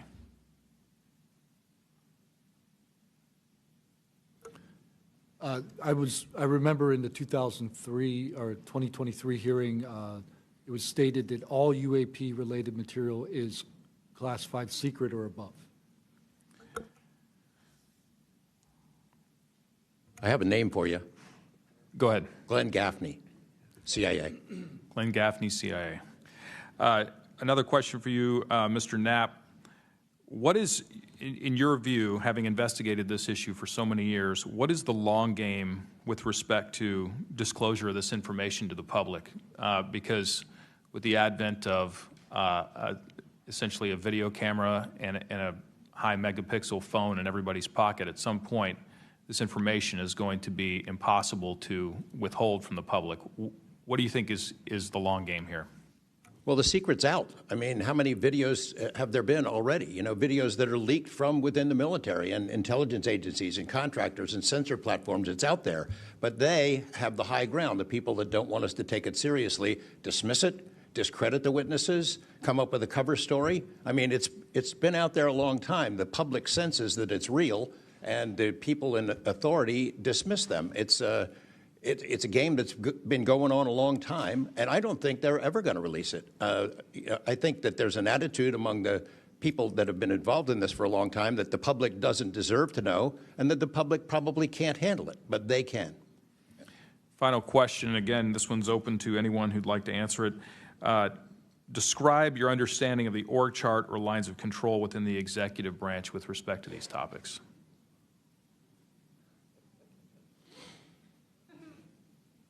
And if you'd like to address that in a SCIF, feel free to say so. That could work as long as I'm legally allowed to and you are legally allowed to receive it. I think these programs are in the executive branch, National Security Council and over on that side. That seems to be what some of our witnesses have told us over the years. So you can, you know, Congress can file all kinds of requests. The FOIAs can be filed with the Department of Defense, Department of War now, and they can honestly say, well, we don't have it, because they don't have it. Thank you. Is there anything in my remaining 30 seconds that you'd like to share on any of these questions that I've asked you today? And I applaud the committee for trying to tackle this monster of an issue. I really appreciate that it might be the only bipartisan issue in Washington where everybody can agree. We've watched multiple hearings now. Everyone is asking the same kind of questions, whether right or left, and honestly want the answers. And, you know, Chairman Luna, Chairwoman Luna, I appreciate your dedication to this, Tim Burchett and the other members, for sticking with it, because it's come up in Congress before, and they had hearings, and then they dropped it for 50 years. So it's going to take a lot of time to get to the bottom of this, and I applaud your commitment to getting to the truth. Thank you, Mr. Knapp. Pursuant to Committee Rule 9C. Madam Chair, can I ask a parliamentary question of you? Yeah, sure. Does this subcommittee have the authority to do subpoenas? Task force. So the task force, to answer that question, has to do it through full committee. Okay. So, and also in regards to immunity, which to Mr. Borland's point, we are going to be doing a motion to ask for immunity for you and a few other people to come into a SCIF and tell us what you know without being subject to the Espionage Act, et cetera. Thank you, ma'am. So that's just kind of an update. But as a task force, because we are not a full subcommittee and there are certain authorities that haven't been granted to us, probably because they don't want us to have it. But there are ways to work around it, so we're kind of figuring that out. Pursuant to Committee Rule 9C, the majority and minority will have an additional 30 minutes each to ask questions of the witnesses without objection. So ordered. With that being said, if you guys want to jump in the queue, I know Representative Crane, Burleson, and likely Burchett have a few more questions. I'll just start out with 2, and then I'll pass the buck to Burleson. Burchett, do you have anything? Yeah. Burchett and then Crane. Just real quick, Mr. Knapp, and short answers, please, because of time. How much of these alleged Russian crash retrieval documents have already been physically out there? So, I mean, percentage-wise of the documents that you submitted to Congress, what was public already and what was not newly released? Maybe 1%. Okay, so the rest of it should be predominantly new information. Yep. Also, can you just elaborate real quick? I know you had, I think, mentioned a Thread 3 program, but also alleged in those documents, I got through maybe half of them last night. There's a lot, and I don't speak Russian, contrary to what my people might allege. What does the Thread 3, was there any specific programs that existed within the Soviet government or groups to specifically investigate this by name real quick? It's a number. There's a number in those documents I gave you. There was a larger program that actually had 3 sub-programs that was, Thread 3 was the name I got, and then the DIA guys who looked at it figured out there was a much larger organization. And it's listed in those documents? Yes. Okay, thank you. Real quick, I'd like to ask the committee to replay that video that Burleson had played earlier. I want to ask every witness here, specifically ones that have sensor training or have been able to recognize some of this movements real quick. So if you guys can please roll that real quick.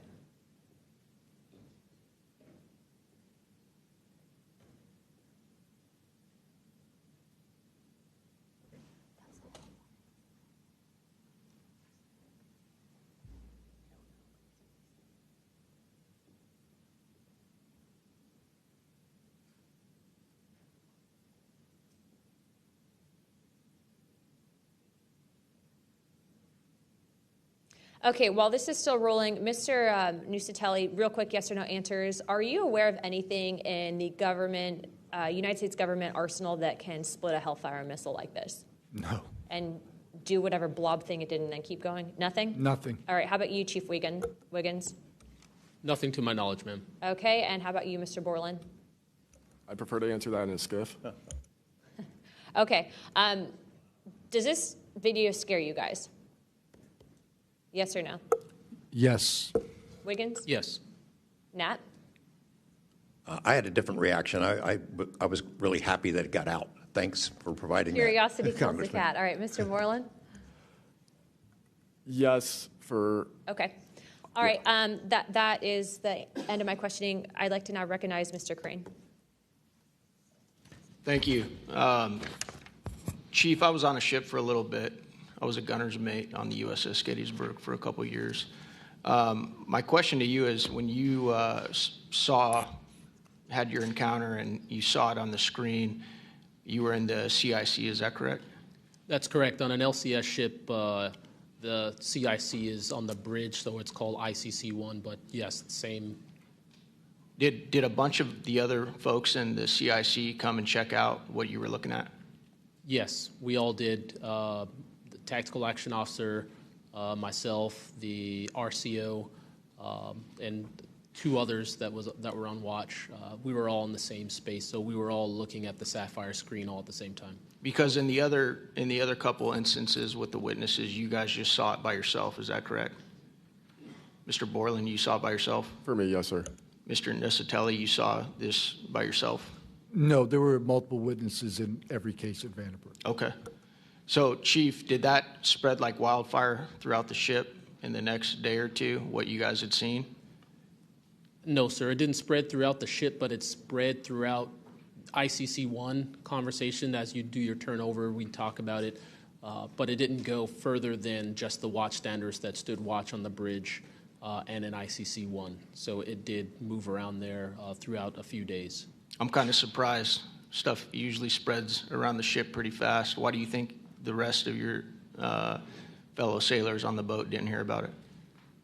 Potentially uninterest, possibly, with engineers or combat systems like yourself, don't make their way up to the bridge enough to get within sight of the circle of talk about the incident.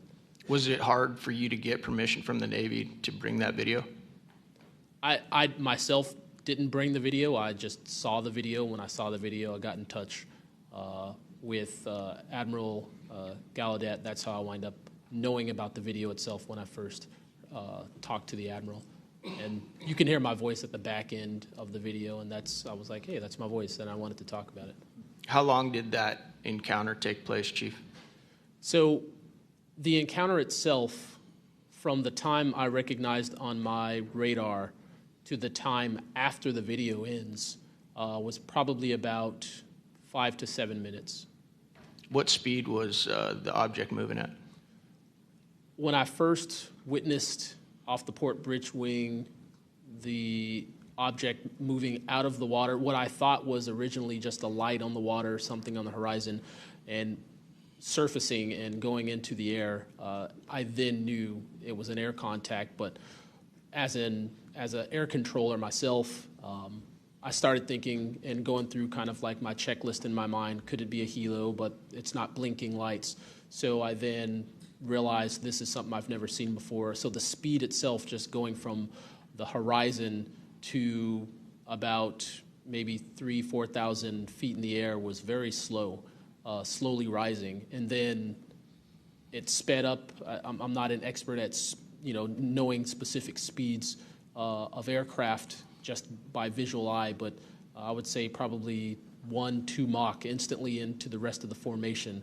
I didn't notice visually with my own eyes the other 3 objects until I went back to my radar and also utilized Sapphire to see that, in fact, there were 4 total. And then again, when they all left after a certain amount of time, it was nearly instantaneous. So you spotted it visually first, Chief, and then went back to your radar, or did you guys spot it on radar first? Radar first, because that was my watch station. And then you went out to the port bridge wing, is that correct? Correct, to verify what I saw on my radar. What range was it at, Chief, when you were able to see it visibly?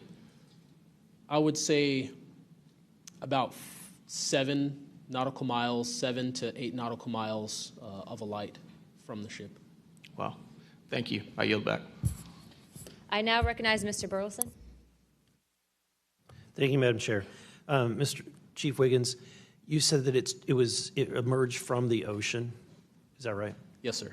And before it did, it was glowing. It was a glowing object under the water.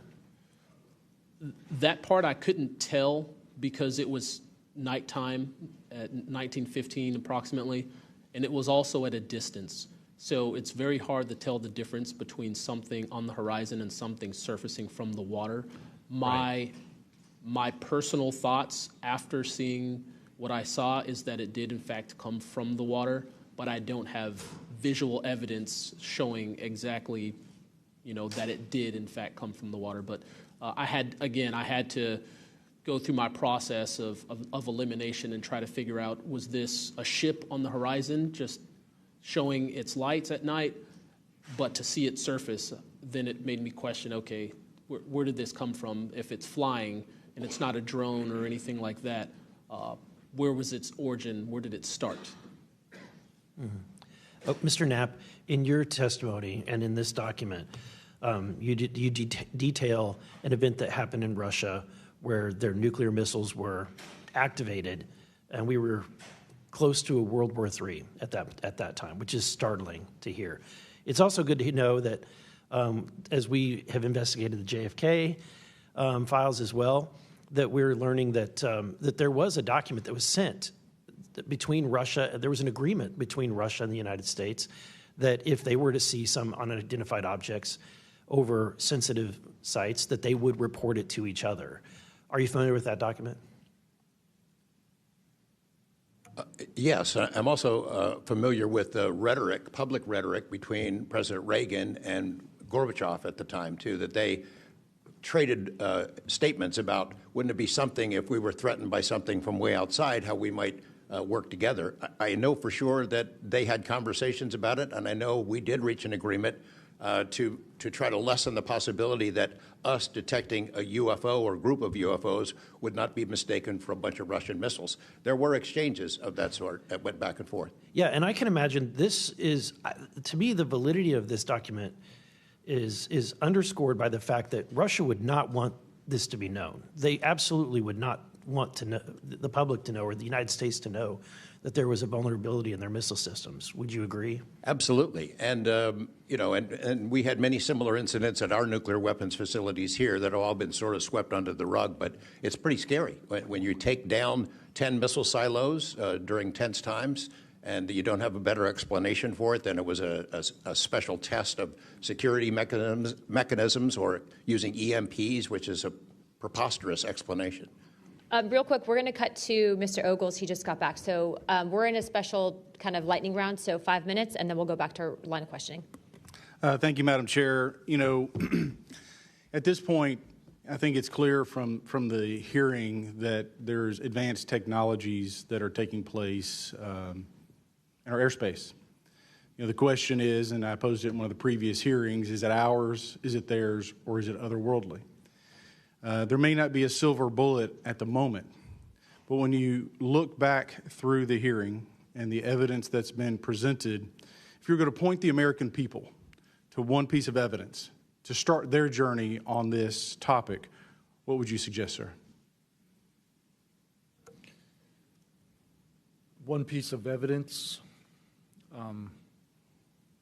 I would start with this hearing, in the first hearing.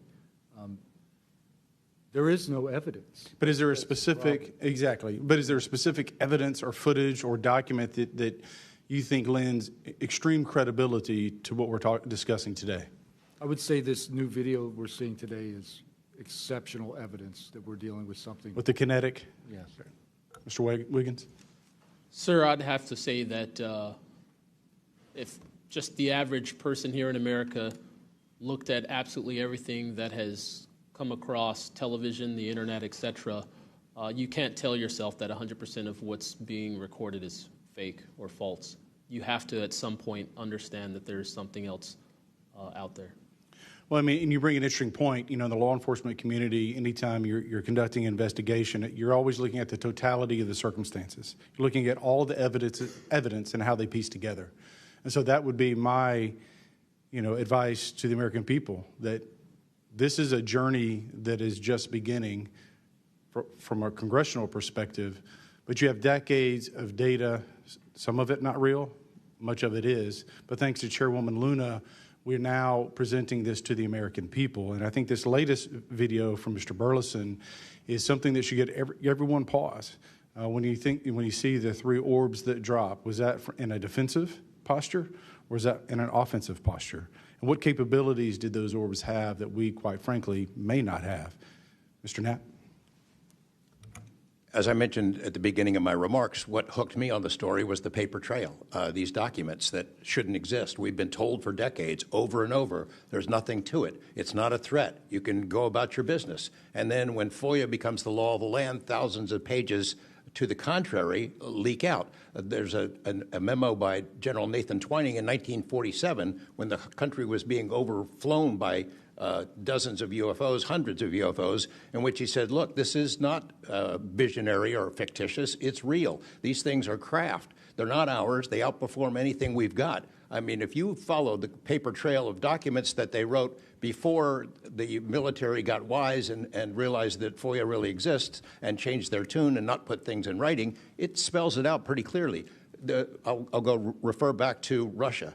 one incident I did not mention to Representative Burleson is Colonel Sokolov in that Ministry of Defense program said there were 40 incidents where Russian warplanes were sent to intercept UFOs. And they were ordered to fire on them. And for the most part, the UFOs would zip away. 3 of the pilots, though, did fire at these things. Those 3 planes stalled out, crashed. 2 of those pilots died. And after that, the Russians changed the standing order. If you see a UFO, leave them alone. No country in the world wants to say and admit that these objects are flying around in our airspace, and there's nothing we can do about it. I mean, who wants to say that? The U.S. certainly doesn't, and the Russians didn't either. And I've got to be almost out of time, but Mr. Borland, then you, sir, real quickly. Yeah, to be honest with you, I think Bob Lazar, and not for the reasons that most would talk about, mainly because Bob Lazar was immediately discredited. They said he never worked where he worked. They said he never did what he did. But yet Bob Lazar showed up with a bunch of friends and a video camera and was filming these test flights in the middle of the desert. So clearly he knew something.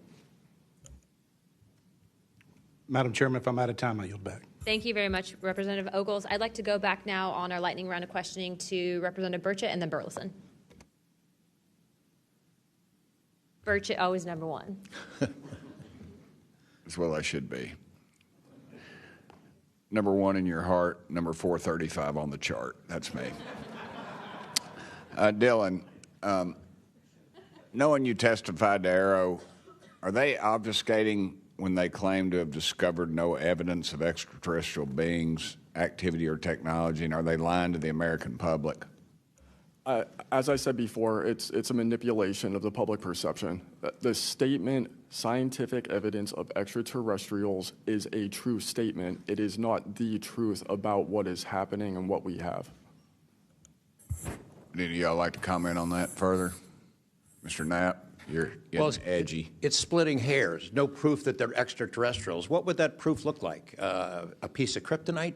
What would it be? I mean, we could be talking about different forms of non-human intelligence. I think the dominant paradigm is that they come from outer space, somewhere else, and they have some way that they can cross those vast distances that we can't even imagine doing. But not necessarily. That's not necessarily the answer. So asking for proof of extraterrestrials might not be the answer at all. It's splitting hairs. We don't know where they're from. I don't know anyone who knows the answer for sure. They call them aliens just as a placekeeper kind of a word, but no one in all these programs who've studied this stuff for years, people with much bigger brains than mine, knows the answer for sure. I've talked to Navy folks that some of the deep sea areas, they think there might be something there that they're here, and I don't know when they got here. Another point that needs to be made is every time, we say we're going to back engineer or whatever you want to call it, these craft, I always say, like, it'd be like if you took I ride motorcycles, but if you took like an Indian or a Harley to the people that came over here on the Mayflower, they'd see a bright, shiny object. They might polish it. They might get it started. I doubt they could. They couldn't work on it. They couldn't put fuel. They wouldn't be able to have the capability of putting fuel in it. I just think that's we're scratching at something that we don't have any knowledge of, and that's why it's just taken so dadgum long. But they do know, the first one that cracks that code, it's over. I mean, it's energy, it's power, it's everything. And I worry too that in the wrong hands that they do that, they keep it from the rest of us because they're so invested in whatever energy sources we have here that their billionaire buddies are going to profit, and they can't retool because they know once it's out on the internet, it's over. And so I think there's a lot of things going after, and I think that's why the move to discredit folks is so rapid too. I think they point to them and they put the dogs on them, and it disgusts me. There's a price to be paid for that too. The Russians and Chinese are trying to figure this out as well, but they don't have the same kind of stigma. They tell their best scientists and engineers, get in there and work on it. And they've been doing it for a very long time, might have a head start on us. Here, we don't have our best scientists and engineers working on it because they've been told it's nonsense. The stigma is very real for people like that. I agree. Yield back, Chair Lady. Thank you. I'd now like to recognize Representative Burleson. Mr. Nusatelli, when you heard the testimony of Mr. Knapp talking about these missiles were shut down or turned on in Russia, Does that remind you, when you hear these stories, it's got to remind you of the event that happened on your base? Absolutely. There are many accounts of incursions of this type taking place. I believe in the 60s we had a similar incursion in New England, and same thing happened. There were these objects coming over the base at low altitude, 200 feet over the base security police, and they were scrambling fighters, and then the objects would just fly off, and that went on for weeks. So the historical record has laid out that there's a pattern, that our installations are visited by these craft. You know, they come in and do whatever they're doing, and then they leave. And we don't know how to respond. We don't know how to protect the installation.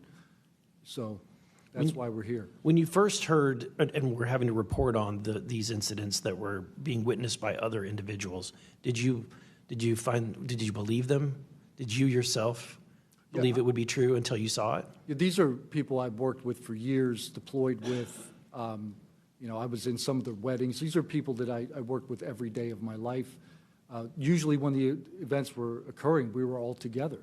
You know, there'd be 40, 60, 100 people on duty during these encounters. Really? Yeah. All seeing it at the same time? Yes, these encounters were playing out while we were on duty, and we were responding and investigating in real time as they occurred. And as you said, the importance of your operation was highly important because they said it's the most important in 25 years, the research that you were conducting. For that particular launch, we had 500 Air Force police officers guarding the launch. 500 people. It was that critical. Wow. But had this thing showed up, we wouldn't have been able to do anything to prevent it showing up. Real quickly, can you just re-describe size and whether or not you heard anything? It was how big, wise? The two square objects were at least as large as a football field. The second encounter, they think it was much larger than a football field. We're talking like flying buildings. The object I saw was about 30 feet in diameter. And to confirm, you were not the only person that saw this. Correct. I think I was also told that there was also reports of this in a police blotter in the area. Can you confirm that? Yes, that's the documentation that I maintained from the original event and turned into Aero and the FBI. Okay. Do you have any more, Burleson? No, Madam Chair, I just want to reiterate to the American people that if you're frustrated, so are we. We're extremely frustrated. We've been, the 2-3 years. I can only imagine how frustrated Mr. Knapp is or Danny Sheehan is, and the amount of time that you guys have poured into this to try to get answers. I mean, Masson is back there. He's been pouring to try to get answers into this. I hope that you all see that we're committed to this, and we're going to be scrappy about it. We may not have the direct authority, but I can assure you Representative Luna is about as scrappy as it gets. I wouldn't want to scrap with her. But that being said, I think that if the American people want to see answers, we need to action. We've had the hearings. It's time to take action. It's time that we pass Tim Burchett's Whistleblower Act.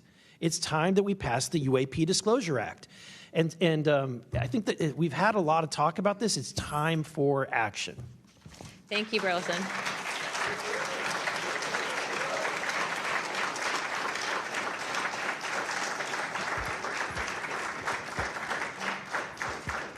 I would now like to yield 30 minutes to Representative Crockett.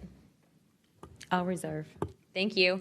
In closing, I want to thank our witnesses once again for their testimony today. I now yield to Ranking Member Crockett for closing remarks.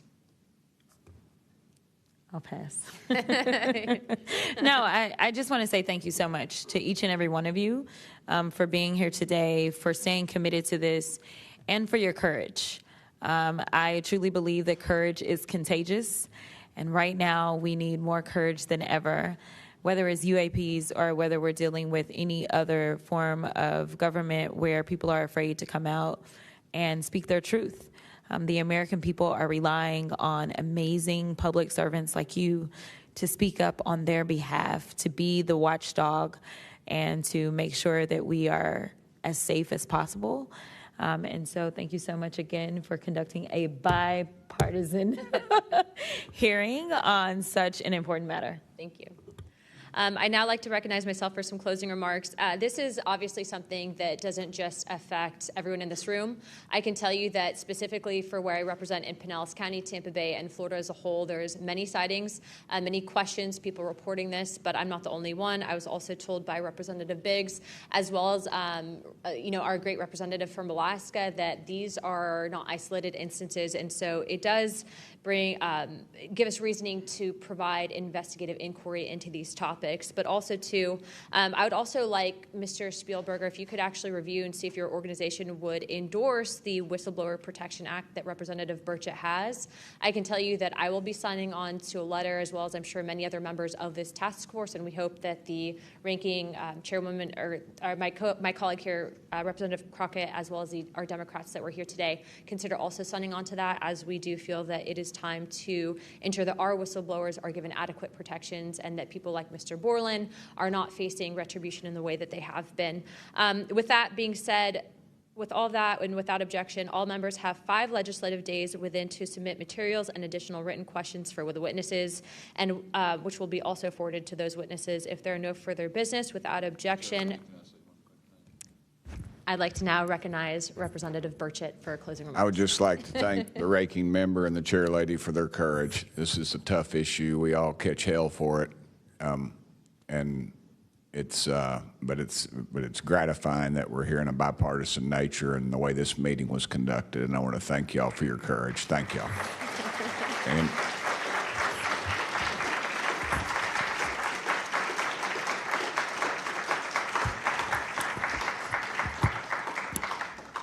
without objection, the task force stands adjourned.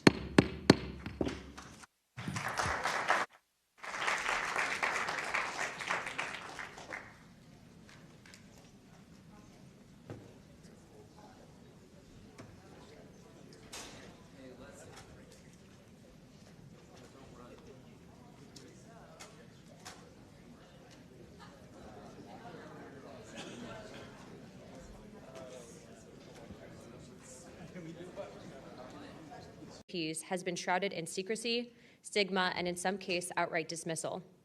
Today, I want to state clearly that this is not science fiction or creating speculation. This is about national security, government accountability, and the American people's right to the truth. I have spoken now to a number of whistleblowers from the military, to include the infamous Eglin Air Force Base incident that occurred when myself and former Representative Matt Gaetz, as well as Representative Burchett, followed up on a lead from multiple active duty Air Force pilot whistleblowers that alleged that the United States Air Force was covering up UAP activity at Eglin Air Force Base. We have heard from a number of whistleblowers, specifically military pilots, that the reason for not coming forward publicly is out of fear that speaking out would cost them their flight status and potentially their careers. This is unacceptable. We cannot protect our airspaces if our best trained observers are silenced. We cannot advance science if we refuse to ask questions. And we cannot maintain trust in government if we keep the American people in the dark. Now, Congress has tried to fix this problem. Congress tried to create formal channels through the All-Domain Anomaly Resolution Office, also known as AARO, and the Intelligence Community Inspector General for service members and officials to make disclosures. But the reality, the reports come in are often to brush aside, slow-walked, or met with skepticism rather than serious investigation. Recently, the former AARO director, known as Sean Kilpatrick, attacked our witnesses and members on this committee.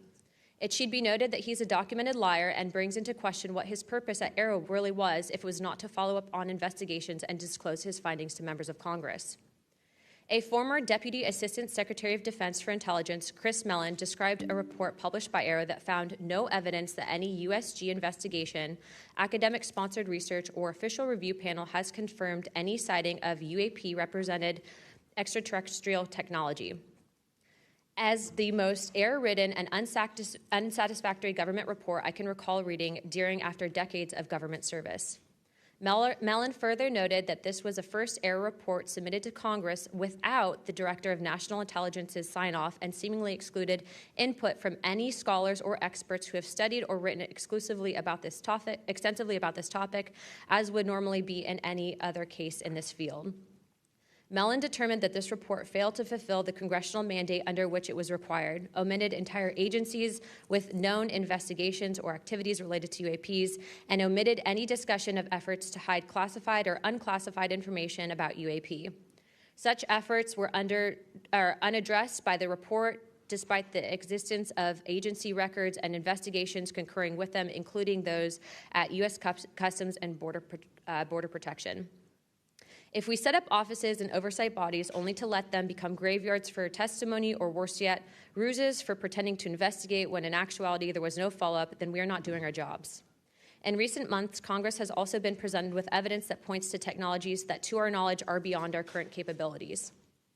It is our duty as elected representatives to follow the facts wherever they lead and to ensure that those facts are not buried under classification stamps or bureaucratic excuses. Let me be clear, whether UAPs represent adversarial technology, natural phenomena, or something beyond current human understanding, Congress has a responsibility to investigate. If these objects are foreign in origin, then they pose a direct threat to our national security. And if they represent something unknown, they demand rigorous scientific inquiry, not ridicule, not secrecy, and not silence. The stakes are very high. Adversarial nations are not waiting for us to catch up. They are studying these phenomena as well aggressively, as multiple nations have also announced their own parliamentary investigations into this very topic. If we are to continue to hide information from ourselves, we risk strategic surprise. If we continue to ignore our pilots and service members, as well as countless government whistleblowers, we risk losing their trust. And if we continue to shield the truth from the public, we risk eroding the very foundation of democratic accountability. This is why this hearing matters. This is not about fueling speculation. This is about demanding the basic transparency from the Department of Defense and the intelligence community and other military contractors. It is about asking the questions every American has the right to ask. What do we know? What don't we know? And why in a free society are we being told so little? A major barrier to this committee's inquiry into UAPs has been the lack of cooperation and transparency from the Department of Defense and the intelligence community. In preparation for previous UAP hearings, the committee repeatedly asked the Department of Defense to allow members to view videos and files related to UAP incidences. Unfortunately, the Department of Defense notified the committee staff that due to the department's Special Access Program rules, only members of the House Armed Service Committee, as well as the Defense Subcommittee on House Appropriations, also known as HAC-D, were allowed to be read in onto such programs. For a non-committee member to be allowed to view these documents and videos, individual members must be approved by the chairman and ranking member of both HASC and HAC-D. Independent SAP oversight has presented a consistent problem for Congress, as well as program budgets are classified. Additionally, oversight reporting to Congress is classified and only provided to the authorizing and appropriations committees of jurisdiction. The American people are not fragile. They do not need to be shielded like children from reality. What they cannot tolerate and what they will not forgive is a government that withholds the truth and punishes those who dare to speak up. I want to close with this. Future generations will look back at this moment and ask what we did when presented with the unknown. Did we look away, embarrassed or afraid, or did we pursue the truth with courage? I intend to be on the side of truth, transparency, and accountability, and I hope my colleagues on this task force will be able to do the same. To quote a few elected officials, Senator Schumer has stated, multiple credible sources allege a constitutional crisis over UFOs. Senator Rounds has stated that these are brilliant individuals and they are not making this stuff up. And our current Secretary of State, Marco Rubio, has stated very high clearances and high positions within our government in regards to these whistleblowers. Senator McConnell also described these whistleblowers as sane and credible. And the witnesses today are not alone. In fact, they're far from it. In fact, 34 senior military, government, and intelligence officials have broken their silence. This includes now Secretary of State Marco Rubio, Senator Rounds, Senator Gillibrand, General Jim Clapper, the former director of the government's UAP task force, the former head of aviation security for the White House National Security Council, the former Secretary of Defense, and many more. Again, to quote Secretary of State Rubio,